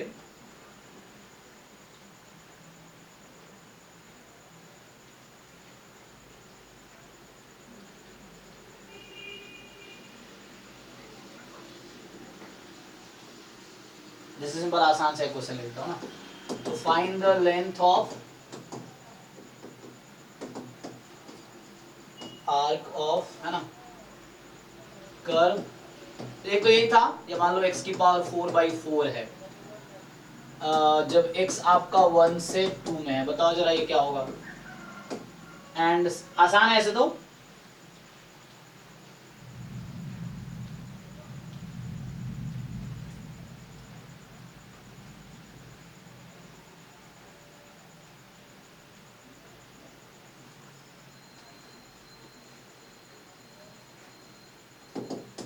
so find length of arc of curve। मान लो ऐसे रखा y बराबर e की पावर t, x बराबर e की पावर -t, ठीक। एंड t बिटवीन 0 एंड 1, क्या आएगा?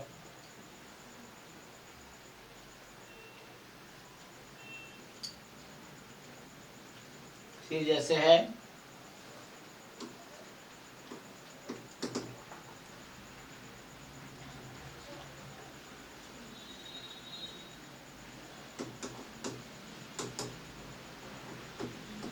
Length of curve x is equal to log sec y, ठीक है, and y is between 0 and π/4, मान लो ये है।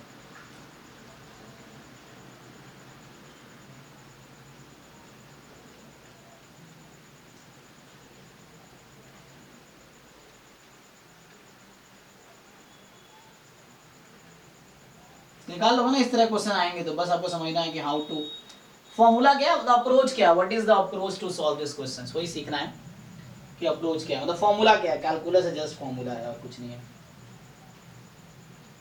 अच्छा log sec x लिखा है, जो क्वेश्चन आया हुआ है log cos x है, कोई बात नहीं, log sec x क्या होगा, आसान बनेगा मुश्किल बनेगा, तो चेंज कर लो इसको ना, log cos x है और ये जो क्वेश्चन है एक्चुअली यहाँ मिला मुझे, सो log cos x log cos y, ठीक है, y बिटवीन 0 टू π/6, बताओ जरा क्या आंसर आएगा। इससे आसान रहेगा ना।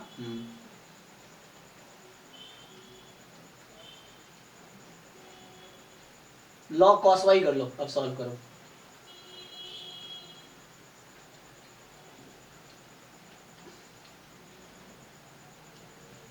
अच्छा log sec x वाला भी गलत नहीं था, वो भी ठीक था, वो कहीं और वो भी क्वेश्चन आया हुआ है, तो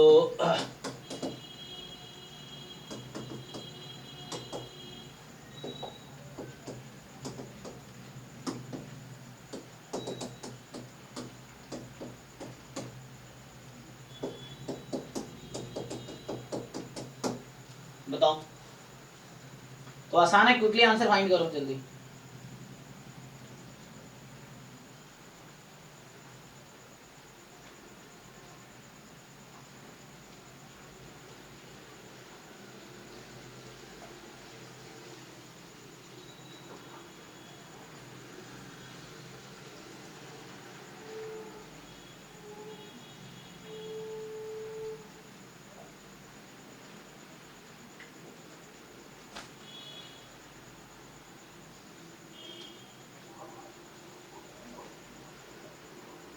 सर जो इंटीग्रेशन हो रहा है वो थोड़ा सा कॉम्प्लिकेटेड हो रहा है, 1 plus x to the power root over plus x to the 6, कोई इजी वे से कैसे करें?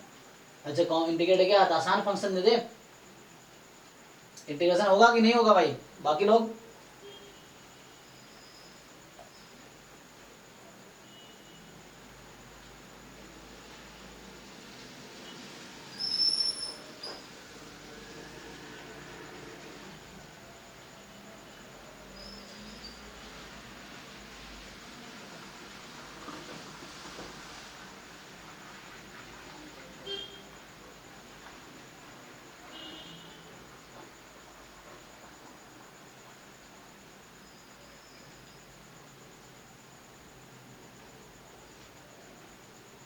अच्छा, तो मुझे लग रहा है इसको थोड़ा आसान फंक्शन बना कर देना पड़ेगा क्या, तुमने तो क्वेश्चन डिफिकल्ट दे दिया।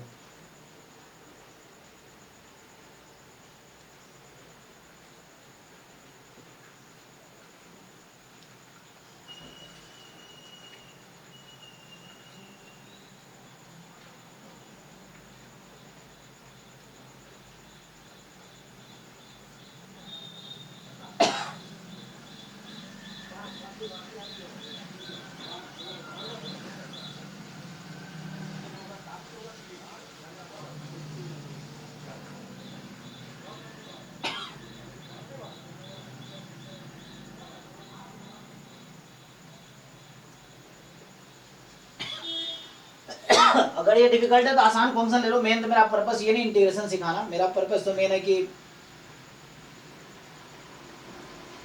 अप्रोच अप्लाई करना, how to approach.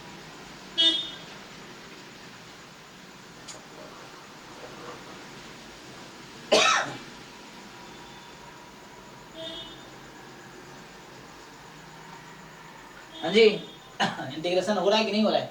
A Q plus B Q लगा लो, कुछ ऐसा होगा या सब्स्टिट्यूशन करके कुछ।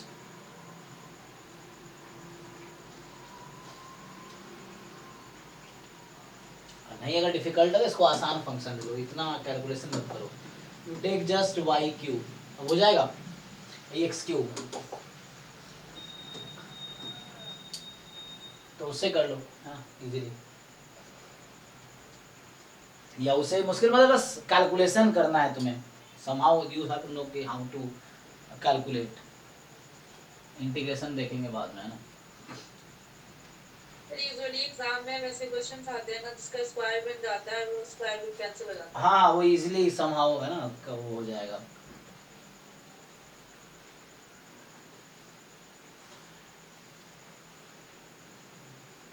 अभी आए क्वेश्चन हम चेक करें, पीवाईक्यू सॉल्व करेंगे ना, पीवाईक्यू में आया हुआ है तो वो हम देख लेंगे।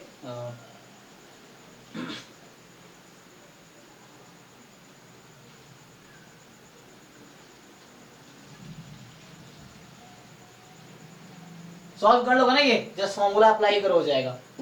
यू अप्लाई दिस फॉर्मूला है ना, जब y is equal to fx दे रखा है, यू अप्लाई दिस एंड जब x is equal to gy form में है तो apply this dx upon dy, मतलब ये रिड्यूस हो जाएगा c to d root under 1 plus g dash y इसका होल स्क्वायर dy, ठीक है ना, तो ये हो जाएगा। और अगर ऐसे यहाँ भी तुम फर्दर लिखते तो फर्दर यहाँ भी तुम लिख सकते थे, तो ये बन जाएगा a टू b है ना, अगर x यहाँ तो h dash x sorry h dash t whole square g dash t whole square dt, ऐसा आ जाएगा तो हो जाएगा। इसको सॉल्व करके देखना, ना हो तो नेक्स्ट क्लास में पूछना। अभी आगे बढ़ते हैं, तो वॉल्यूम का क्या फॉर्मूला है, या अगर मैं पूछूं, मैं फॉर्मूला लिखा देता हूँ, क्वेश्चन नेक्स्ट क्लास में करेंगे। तो सरफेस एरिया ऑफ,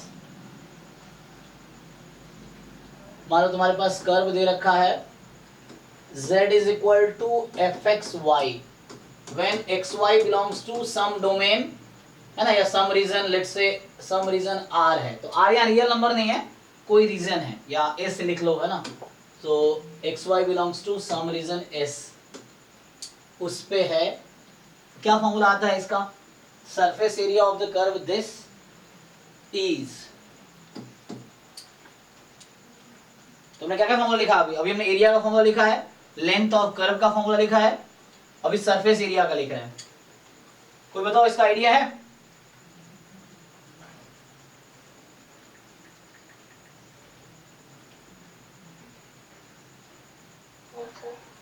बताओ क्या है, किसी को याद है तो। So this will be double integration, तो यहाँ आएगा 1 प्लस dz बाई dx, अच्छा dz तो नहीं लिखेंगे, del z by del x whole square plus del z by del y whole square dx dy and integration over s, ठीक है। तो ये फॉर्मूला लगाना है आपको जब भी सरफेस एरिया अगर पूछे किसी कर्व का। सरफेस का मतलब, सरफेस एरिया का मतलब क्या होता है? हाँ सरफेस एरिया का मतलब क्या होता है, जैसे ये बोतल है, इसका सरफेस एरिया निकालना, तो ये वाला एरिया कितना है, ये बाहर बाहर का जो एरिया है ना, तुमने पढ़ा होगा लोअर क्लास में, जैसे सिलेंडर का सरफेस एरिया फाइंड करते थे हम, फाइंड करते ना, क्या होता था सिलेंडर का सरफेस एरिया, जैसे एक सिलेंडर है जो ओपन सिलेंडर है जिसका रेडियस r है और हाइट h है, इसका सरफेस एरिया क्या होता था, जोर से बोलो कोई। हाँ पाई आर स्क्वायर एच, ठीक है, ये होता था जब ओपन सिलेंडर है ना, ऊपर और नीचे, टॉप और बॉटम ओपन है, टोटल सरफेस एरिया एक होता था, तो इंक्लूडिंग टॉप एंड बॉटम, तो उसमें ऐड हो जाता था 2 पाई आर स्क्वायर, है ना। तो सरफेस एरिया मींस व्हाट, जो आउटर सरफेस है इसका एरिया कितना है, ये वाले सरफेस का इसका एरिया कितना है, उस तरीके से। तो वैसे ही कोई कर्व है, जैसे तुम्हारे पास कोई कर्व है तो उसका आप देखना है, हाँ वही, अच्छा एक मिनट, ये तो वॉल्यूम हो गया। हाँ सरफेस एरिया क्या होता है, ये तो गलत लिख दिया, पाई आर एच होगा। 2 पाई आर एच, अब याद आया मुझे ना, 2 पाई आर एच होता था। हाँ सॉरी वो 2 पाई, वो तो वॉल्यूम हो गया। Area into height is volume, है ना, एरिया इनटू हाइट क्या होता है, वॉल्यूम होता है। तो एरिया तूने पाई आर स्क्वायर एरिया ले लिया बेस का, हाइट तो वॉल्यूम हो गया। हाँ ये है सरफेस एरिया क्या होता है, 2 pi r h and total surface area including top and bottom. जो लेते थे तुम क्या लेते थे, ये सब क्लास 8 9 10 में शायद आता था ना। हाँ तो उसमें क्या करते थे कि टोटल सरफेस एरिया में कि 2 pi r h plus 2 pi r square add करते थे, ये था ना। चेक कर लो एक बारी, ये सब बहुत पहले हम लोग पढ़े थे ना, लोअर क्लास में, लाइक 9 10th में आता था उस समय। 2 pi r h plus are, तो the meaning of surface area outside surface, है ना। और सिलेंडर का इनसाइड पोर्शन जो वॉल्यूम होता है, कैपेसिटी कितनी है उसकी, तो वो वॉल्यूम है। Okay so this is the formula for the surface area. Check कर लो कुछ इसमें से, ये सही हो, 2 pi r h is fine. अब नेक्स्ट आता है, सो इसमें कुछ क्वेश्चन लिख सकता हूं, वैसे ही मैं कोई कर्व लिख दूं and then you can integrate. इसमें डेल क्यों लगाया आपने? Partial derivative, this is a function of 2 variable ना। सो आपने पार्शियल डेरिवेटिव पढ़ा है ना। Yes sir. हाँ तो यहाँ फुल डेरिवेटिव हो सकता है क्या, जेड का एक्स के रेस्पेक्ट में।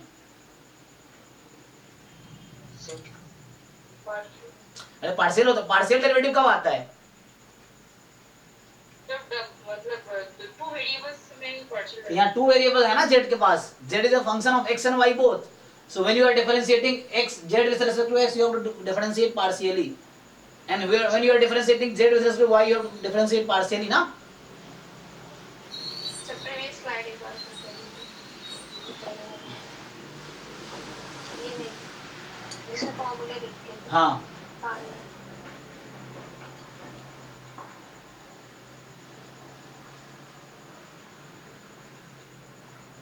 Okay sir. ठीक है, ये तो सरफेस एरिया का फॉर्मूला। इसमें भी एक क्वेश्चन लिख सकते हैं हम लोग अगर लिखना चाहो तो, जैसे मान लो कि find the surface area. Question ये है कि find surface area of curve, अलग ये है ना, z बराबर मान लो तुम्हारे पास है x cube plus y cube over जो रीजन है when x y belongs to, जब x comma y belongs to, मान लो ऐसा होगा, या एंड सच दैट, या ऐसे लिख लो, such that x square plus y square is less than equal to 1। मान लो ये कर्व है, ये x square y square lies on the x y lies on the unit circle, ऐसे बोल सकते हो तुम। क्या होगा इसका आंसर, तो अगर इसको हम सॉल्व करें तो सरफेस एरिया, ऐसा फॉर्मूला ही है, जैसे मैंने कहीं बुक से देखा ही है, ऐसे कोई है ना, प्रूफ देखना पड़ेगा, बुक में देखना पड़ेगा कैसे आता है। तो इसका क्या होगा, just double integration root under 1 plus z का डेरिवेटिव एक्स के रेस्पेक्ट में स्क्वायर, जेड का डेरिवेटिव वाई के रेस्पेक्ट में square, d x d y. इसको सॉल्व कर दो, हो जाएगा ना इंटीग्रेशन। तो क्या आ जाएगा ये 1 प्लस, इसको डिफरेंशिएट करो, कितना आ गया 9 एक्स स्क्वायर, नहीं एक मिनट स्क्वायर करना पड़ेगा ना। अच्छा तो मुझे लग रहा है फिर से यहाँ पे प्रॉब्लम होगी इंटीग्रेशन में। तो ये कर्व मैंने खुद ही चुना अपनी मर्जी से, तो मैं थोड़ा सा है ना, ये क्वेश्चन मैंने खुद ही बनाया, थोड़ा आसान बना देता हूँ इसको। तो आसान बनाने के लिए तुम ये ले लो कि मान लो कोई कर्व ले लिया हमने 1 plus x square plus y square, मान लो अभी के लिए बस यही मान लो।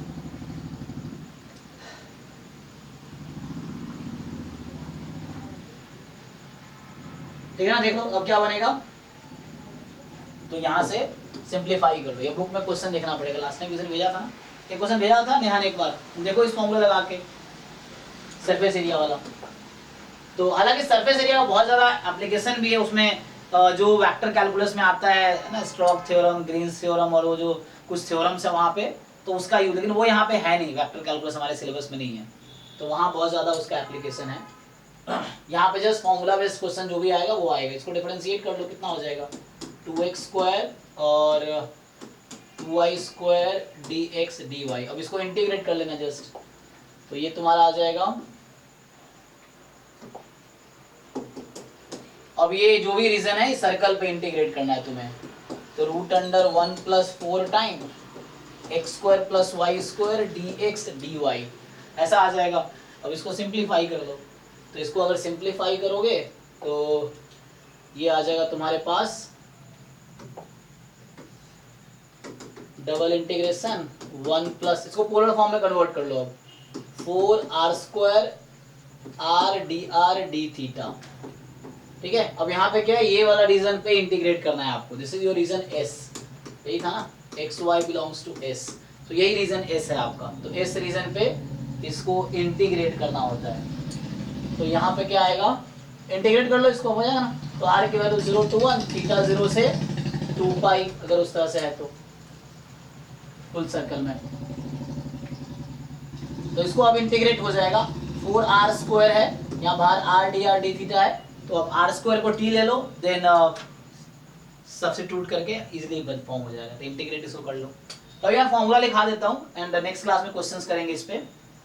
सर जी सर गेट का सिलेबस में सिर्फ डबल एंड ट्रिपल इंटीग्रल है, तो हाँ कोई, ये सब क्या उसमें इंक्लूडेड है? डबल जी जी जी, ये सब डबल इंटीग्रल में है। सो इंटीग्रेट कर लेना। अब क्या आता है, वॉल्यूम का फॉर्मूला क्या आता है, वॉल्यूम ऑफ, हाँ वॉल्यूम जैसे कोई कर्व दे रखा है तुम्हें, तो how do you integrate volume, जैसे कोई है रीजन दे रखा होगा। वॉल्यूम जनरली क्या होता है, जैसे एरिया क्या लिखते थे हम लोग, कोई भी रीजन है जिसका एरिया निकालना है, तो डबल इंटीग्रेशन dx dy। अब यहाँ पे 3 हमारे पास वेरिएबल होगा ना, वॉल्यूम में क्या होता है, x y z दे रखा होगा कोई कर्व,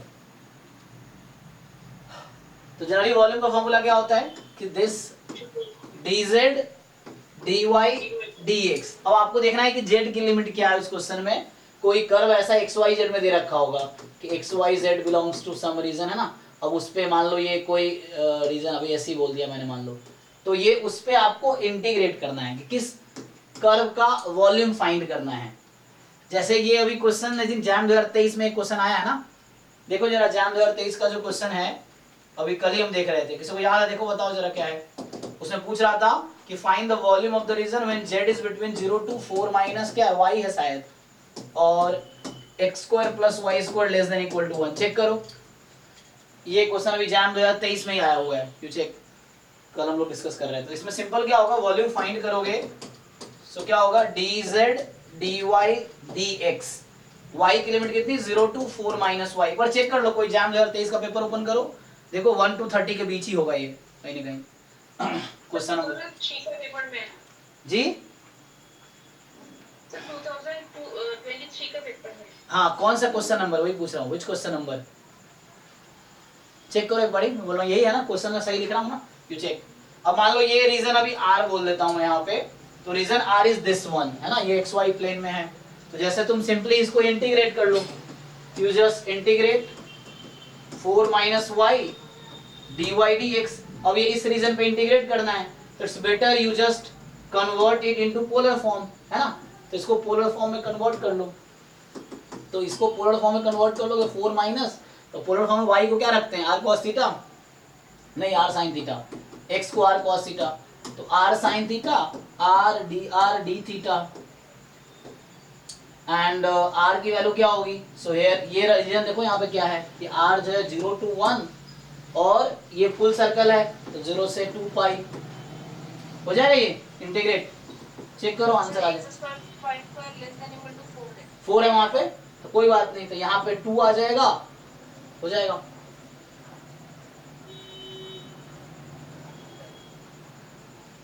अब इसे इंटीग्रेट कर लो, तो वॉल्यूम एक तो ये है, एक आता है वॉल्यूम ऑफ रिवोल्यूशन, है ना। क्वेश्चन अगले क्लास में करेंगे, तो नेक्स्ट क्लास में सिर्फ क्वेश्चन करेंगे। अभी फॉर्मूला लिख रहे हैं हम लोग, एरिया, फिर हमने देखा surface area, volume, arc length भी था, आर्क लेंथ है ना, एरिया, सरफेस एरिया, वॉल्यूम। ये बताया वॉल्यूम ऑफ रिवोल्यूशन, कि आप किसी कर्व को रिवॉल्व कर रहे हो तो आपको वॉल्यूम निकालना है। सर ये ट्रांसफॉर्मेशन में आपने 2 पाई कैसे दिया? ये फुल सर्कल है ना, यहाँ तो कुछ बोला नहीं, अब देखना पड़ेगा कि कुछ क्वाड्रेंट तो नहीं दिया वहां, xy मोर देन 0 ऐसा लिखा है क्या, यहाँ मैंने कोई रेस्ट्रिक्शन नहीं लगाए हैं। सो ये फुल सर्कल है रेडियस 2 का, ठीक है। तो ये पूरा मैं फुल सर्कल पे इंटीग्रेट कर रहा हूं इसको, तो कितना होगा, सेंटर इसका 0 0 है तो कितना रिवॉल्व करना पड़ेगा,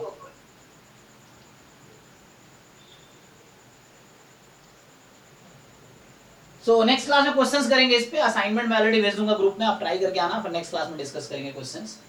अभी फॉर्मूला देखो, नेक्स्ट क्या होता है कि when volume of solid of revolution, तो इसमें क्या होता है कि like you have a curve for example y is equal to fx and you are revolving it, कोई कर्व है about x axis, so y is equal to fx is revolved about मान लो x axis या around x axis, around x axis, जैसे for example क्या होगा कि for example मान लो y बराबर x स्क्वायर है, अब आपने इसको क्या किया, ये y is equal to x, sorry जैसे x y is equal to x square है फॉर एग्जांपल, है ना, so this is y is equal to x square, अब इसको आपने रिवॉल्व किया एक्स एक्सिस को, रोटेट किया या रोटेटेड, है ना, रिवॉल्व या रोटेटेड अबाउट एक्स एक्सिस, तो क्या बनाएगा ये कर्व, आपको समझ आ रहा होगा क्या बनाएगा, सो this will make like this, इस तरह कर्व। अब ये जब आपने रिवॉल्व कराया इसको इस तरीके से, तो क्वेश्चन इसकी वॉल्यूम क्या आएगी, है ना, ये कर्व है, आपने इसको रिवॉल्व कराया एक्स एक्सिस के around, so question is what is volume of the region generated, जो रीजन जनरेट होगा उसका वॉल्यूम क्या है, कैसे आएगा,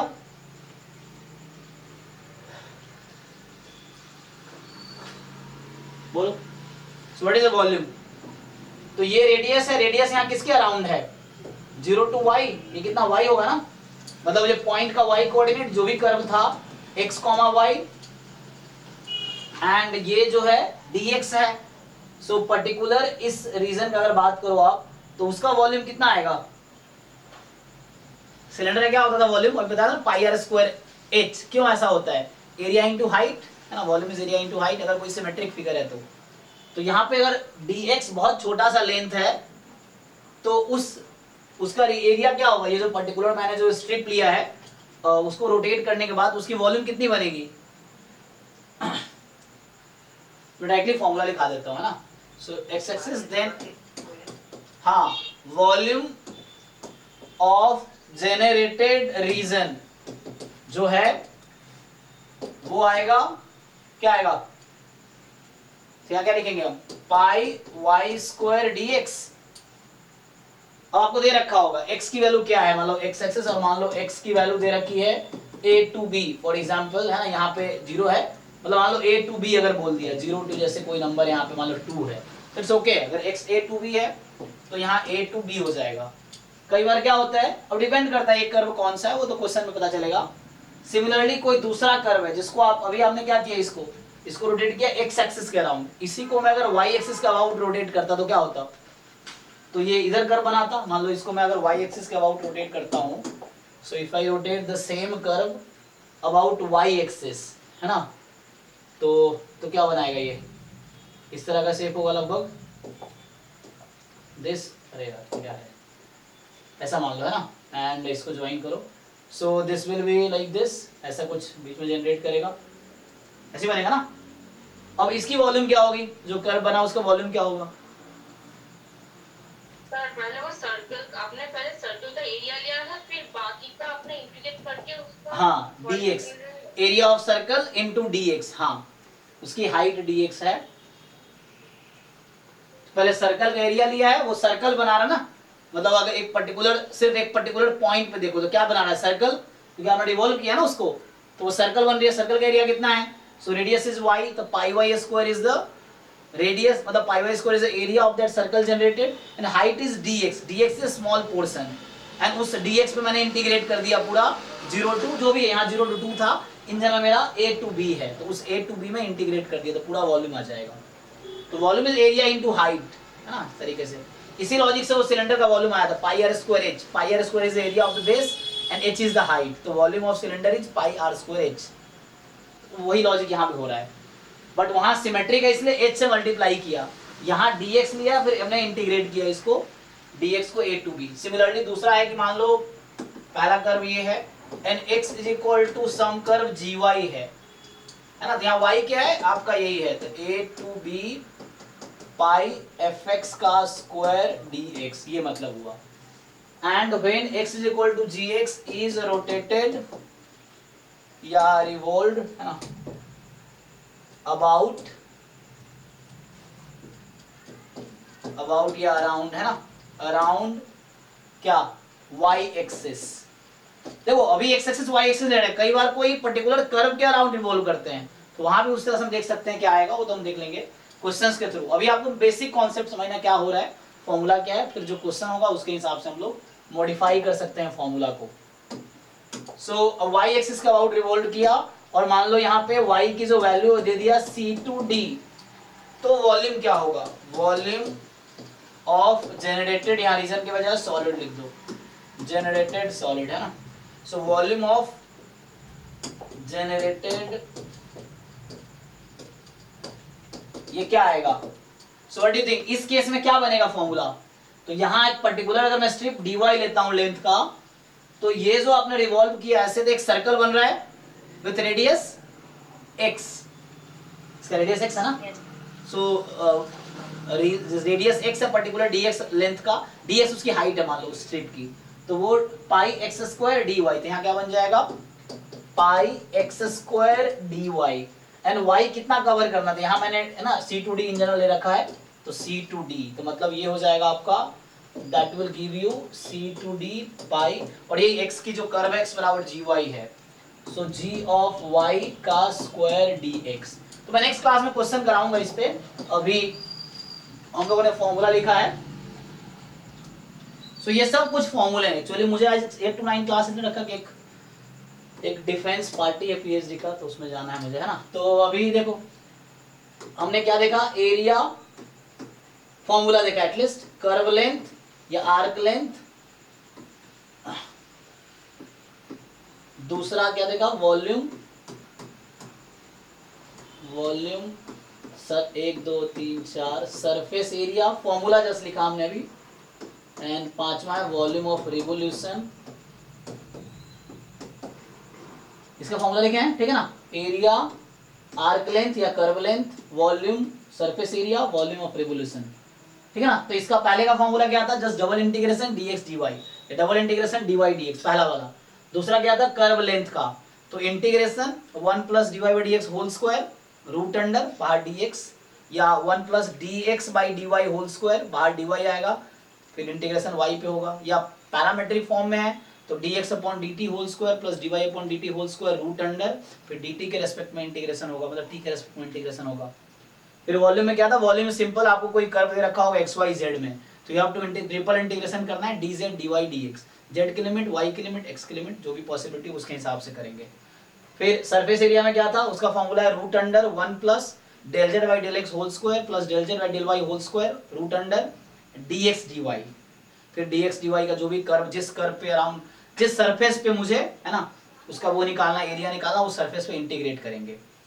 फिर हमारे पास क्या है, वॉल्यूम ऑफ रिवोल्यूशन, तो वॉल्यूम किसके अबाउट रिवॉल्व कर रहा है, मैंने दो ही फॉर्मूला लिखा है, जब x के अबाउट, जब y के अबाउट, तीसरा केस भी है जब किसी पर्टिकुलर कर्व के अबाउट रिवॉल्व करेंगे, तो उसके हिसाब से फिर वहां पे मुझे रेडियस सेलेक्ट करना है, क्या है, यहाँ देख रहे हैं रेडियस क्या हमारा, ये y था, तो pi y square dx, dx is length on x axis, pi y square dx, x के रेस्पेक्ट में इंटीग्रेट किया, इस पे होगा तो रेडियस x है तो pi x square dy, and then y के रेस्पेक्ट में इंटीग्रेट किया। तीसरा इस तरह क्वेश्चंस कुछ आए हैं उस पे, तो क्वेश्चंस के थ्रू ही उसको देखेंगे हम, या कुछ क्वेश्चन हम पीवाईक्यू का देख सकते हैं ऐसे, लेकिन मुझे सर ये क्या लिखा आपने, volume of, volume of solid, solid, text सबसे नीचे ये, volume of generated solid, generate जो बना ना, जनरेट हुआ, जेनरेटेड, हाँ ये राइटिंग खराब है ना, यूट्यूब पे कुछ लोग कमेंट करते हैं कि सर साफ साफ लिखो, तो राइटिंग सुधर गई तो सुधर गई है ना, अब नहीं सुधरेगी।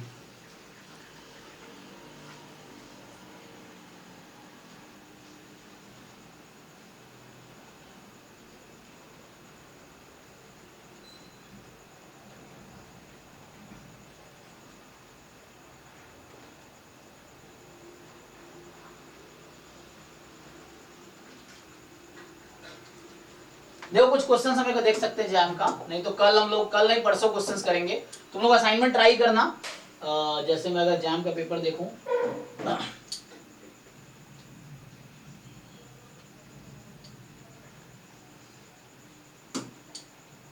एक दो क्वेश्चन भी कराता हूँ, बाकी नेक्स्ट क्लास में असाइनमेंट जब भेजूंगा तो असाइनमेंट डिस्कस करेंगे अगले क्लास में परसों, तो असाइनमेंट में क्वेश्चन करेंगे। थ्योरीज यही है, थ्योरीज इतना ही है, थ्योरी इंटीग्रल कंप्लीट हो गया है, तो वॉल्यूम का ही कुछ क्वेश्चन देखो।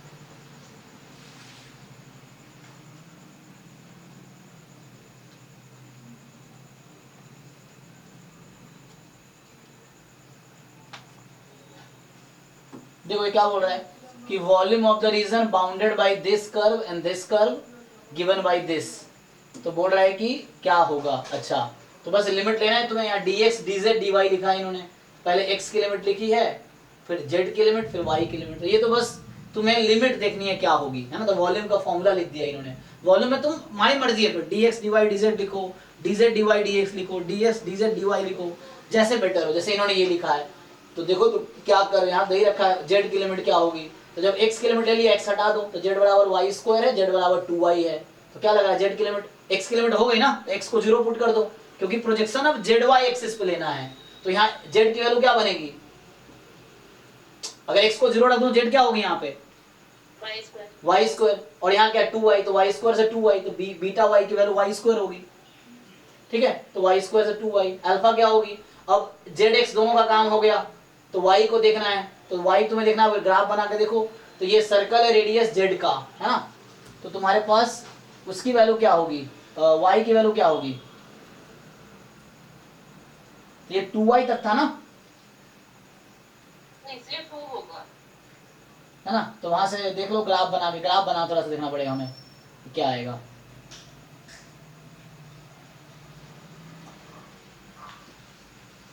अच्छा ये कर्व क्या था, एक मिनट यहाँ से मैं ध्यान नहीं दिया, यहाँ कर्व क्या था हमारे पास, इसको अगर तुम देखोगे तो क्या है, z x square plus y square is z, okay z radius का है, मतलब वैसे तो इसका ग्राफ क्या होता है, वाई बराबर एक्स स्क्वायर कैसा होता है, ऐसा ना, तो ये कुछ इस तरह का शेप बनेगा ना, कटोरा वाला शेप, ये वाई बराबर x square plus y square इस तरह का शेप होगा, एंड जेड बराबर 2y, जेड बराबर 2, अच्छा सॉरी हमें पहले इसका इंटरसेक्शन पॉइंट निकालना पड़ेगा ना, तो इन दोनों कर्व का इंटरसेक्शन पॉइंट निकालो क्या आएगी, तो उससे पता चल जाएगा, you find the intersection point over the curve, अभी डायरेक्टली बोल दिया था मैंने, इसको इंटरसेक्शन पॉइंट निकालो, सॉल्व करो जरा, तो वाई स्क्वायर बराबर 2y ना, देखो x की लिमिट ले लिया हमने, x को हटा दिया, तो यहाँ z बराबर y स्क्वायर है, z बराबर 2y है, तो y square is equal to 2y, तो क्या आएगी y की वैल्यू 0 एंड 2, तो इसलिए y की वैल्यू 0 से 2 होगी, ठीक है सिंपल। तो आपको इंटरसेक्शन पॉइंट फाइंड करना है, तो जब x की लिमिट ले लिया x इज 0, तो z बराबर y स्क्वायर, z बराबर 2y, अब इन दोनों का इंटरसेक्शन पॉइंट फाइंड करना होगा, तो y square is equal to 2y, तो y 0 और 2, तो लिमिट आएगी 0 से 2 आ जाएगी y की, तो अल्फा 2 हो जाएगी और बीटा y y स्क्वायर, तो ये वॉल्यूम का सिर्फ फॉर्मूले पे क्वेश्चन है। जैसे ये क्वेश्चन मैं कर देता हूं, देखो ये भी है, पूछ रहा है कि the volume of the region in the first octant, octant पता होगा आपको, क्वाड्रेंट में 4 पोर्शन होते हैं, ऑक्टेंट में 8 होते हैं, वो कैसा होता है, x axis, y axis, z axis, तो 3 axis divide the space into 8 part, 2 axis divide the plane into 4 parts, तो these 4 parts are quadrant and 3 axis divide the space into 8 part, तो each part is octant, तो ये first octant का मतलब x positive, y positive, z positive, ये बता रखा है। Bounded by the cylinder this and the plane this, तो देखो मैं इसको सॉल्व अगर करूं तो ये करके अभी क्लास में आज ही स्टॉप करूंगा, तो नेक्स्ट क्लास में हम लोग क्वेश्चंस करेंगे। 0 से 2 होगा z का, ओके चेक करते हैं, तो क्वेश्चन तो सारे हो जाएंगे, क्वेश्चन कोई नहीं छूटेगा, मेनली फॉर्मूला एक दो है, अब क्वेश्चंस देख के हम लोग फिर उसके हिसाब से देखेंगे क्या क्या मॉडिफिकेशन रिक्वायर्ड है इस क्वेश्चन में। जैसे क्या पूछा है, वॉल्यूम पूछा है हमसे, तो हमें कर्व क्या क्या है, सिलेंडर दिस dz, तो एक काम करो dz dy dx, सो यहाँ z बराबर 2 है और यहाँ z बराबर क्या आएगा जी, सर 0 से 4 होगा, 4 क्यों होगा, 4 minus y. So 2 to -y, 4 minus y, is it, z बराबर 2 वहां पे है, और यहाँ से जेड 4 माइनस वाई। अब यहाँ ध्यान दो, so if you take the projection, so y will take value 0 to 2, तो ये x axis y axis, I am drawing this projection ले रहा हूँ xy प्लेन पे, तो x square plus y square is 4, तो y can take value 0 to 2, तो y take value 0 to 2, तो ये ज्यादा होगा, ठीक है। अब dy dx, तो इट्स बेटर, ऐसे करने से अच्छा है तुम उसको पोलर फॉर्म में कन्वर्ट कर लेना, तो ये आ गया 4 minus y minus 2 dy dx। Now you convert this into the polar form over this region, तो यहाँ पे क्या होगा, है ना, तो z को 0 रखेंगे तो उसमें, तो y बराबर 4,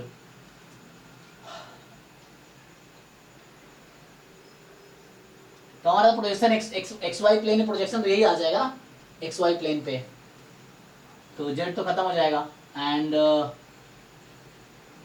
ठीक है, तो इसको कन्वर्ट कर लो, डबल इंटीग्रेशन 4 माइनस 2 मतलब 2 माइनस वाई, तो y को क्या करते हो r sine theta polar form में, एंड यहाँ r d थीटा, रेडियस क्या होगी यहाँ पे प्रोजेक्शन लेने के बाद 0 से 2, और थीटा क्या होगी, इसने क्या बोला है फर्स्ट ऑक्टेंट में बोला है, तो फर्स्ट ऑक्टेंट में क्या होगा एंगल, या फर्स्ट क्वाड्रेंट आ जाएगा ना यहाँ पे, तो ये फर्स्ट क्वाड्रेंट आ जाएगा, तो 0 से पाई बाई 2, इसको इंटीग्रेट करके देखो आंसर आ जाएगा, क्योंकि फर्स्ट क्वाड्रेंट ही आएगा प्रोजेक्शन लेंगे, तो फर्स्ट ऑक्टेंट का x positive y positive z positive, तो वो z आपका जस्ट प्रोजेक्शन यही आ जाएगा। सर ये ऑक्टेन और क्वाड्रेंट वाला पोर्शन कुछ क्लियर नहीं हो रहा, मतलब ऑक्टेन में तो 8 पार्ट्स होंगे, तो एक एक पार्ट तो 5/4 होगा। आप ना क्लास 12 का पहले जाके कोऑर्डिनेट ज्योमेट्री पढ़ो, क्लास 12 में एक चैप्टर है 3 डायमेंशनल ज्योमेट्री, कोऑर्डिनेट ज्योमेट्री, वहां जाके बता रखा है कोऑर्डिनेट क्या होता है, ऑक्टेंट क्या होता है ना, क्लास 12 में। क्लास 11 का एनसीईआरटी डाउनलोड करो, उसमें चैप्टर नंबर 11 है 3 डायमेंशनल ज्योमेट्री, क्लास 12 में भी चैप्टर नंबर 12 है आई थिंक 3 डायमेंशनल ज्योमेट्री, दोनों पढ़ो, उसमें समझ आएगा क्वाड्रेंट क्या है ऑक्टेंट क्या है, ठीक है ना, तो उसमें आपको समझ आएगा क्वाड्रेंट ऑक्टेंट क्या है, कि आपने, है ना, ये सब बेसिक चीजें हैं जो आपको ऑलरेडी पता होना चाहिए। ये क्वाड्रेंट होता है, ऑक्टेंट क्या होता है, अब ऑक्टेंट आपको सिखाना पड़ेगा। नहीं है ऑक्टेन का जो मतलब ऑक्टेन का जो 8 पार्ट्स है वो तो एक एक पार्ट 5/4 होगा, राइट? कैसे पाई 4 होगा, आपको क्या लग रहा है कि ये इसको हमने 8 पार्ट में डिवाइड कर दिया, ऑक्टेंट स्पेस में होता है। अब तुम्हें मैं कैसे समझाऊं, देखो ध्यान से, हाँ, तो जैसे तुम्हारा रूम है, मान लो एक कोई रूम है, तो मुझे ये समझाओ, देखो यहाँ से बनाने की कोशिश करता हूँ मैं ये बोर्ड पे, this is x axis, this is y axis and this is z axis, ये एक ऑक्टेंट है, मतलब तुम्हारा घर में ना, तुम एक कॉर्नर ले लो, मान लो मैं ये वाला कॉर्नर ले लूं, तो एक कॉर्नर इधर जा रहा है, एक इधर जा रहा है, एक इधर जा रहा है, तो एक साइड वाला ऑक्टेंट है। तुम देखो ना कैसे तुम्हें समझाऊं, 3 पेन लेके तुम ट्राई करो, यू टेक x एक्सिस, एक और पेन लो y एक्सिस, एक और पेन लो z एक्सिस, अब देखो कितने पार्ट में ब्रेक कर रहा है पूरा स्पेस को, अभी कितने पार्ट हो रहा है, 4 पार्ट है, और इसमें एक और 3 पेन्स लो और एक दूसरे को परपेंडिकुलर रख के देखो, तो समझ आ गया। हाँ, ये एक ऑक्टेंट है बाहर, x positive y positive z positive, this is one octant, या x positive y positive z positive, तो when 3 axis are perpendicular to each other they divide the space into 8 part. अब तुम देखो ध्यान से कैसे 8 पार्ट होगा, ये है, सो मैं एग्जांपल के लिए बोलूं, मान लो एक ये है, एक ये है, और एक मेरा पेन है, so understand this, x axis y axis और ये पेन मेरा z एक्सिस है, तो कितने पार्ट में डिवाइड कर रहा है, तो इस पेन के पीछे एक और पेन अज्यूम करो, so how many parts are there, 1 2 3 4, ये इस साइड है, same 4 portion are back side of the wall, तो 8 पार्ट हो गए।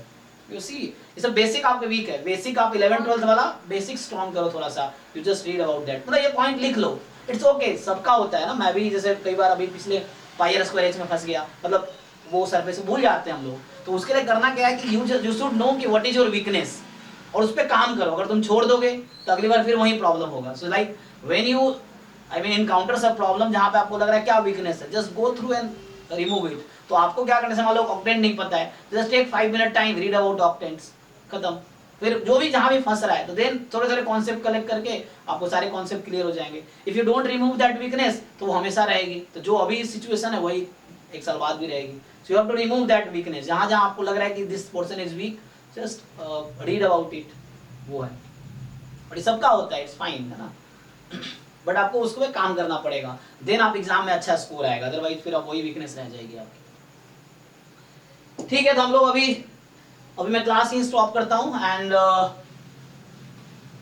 नेक्स्ट क्लास में आप प्रॉब्लम असाइनमेंट भेज दूंगा अभी, तो वो हम करेंगे 9 to 11 में। अभी हम वही 2023 वाले पेपर का डिस्कशन, डाउट जो रह गए अभी भी, तो वो करेंगे। तो 2023 का पेपर अभी अब 1 घंटा है, अभी आप बैठ के देख लो कौन कौन से क्वेश्चन आपके अभी भी नहीं हुए हैं, देन वो 9 to 11 में अभी हम डिस्कस करेंगे। ठीक है, चलो, तो अभी के लिए thank you and good night. Next class में इस पे क्वेश्चंस करेंगे।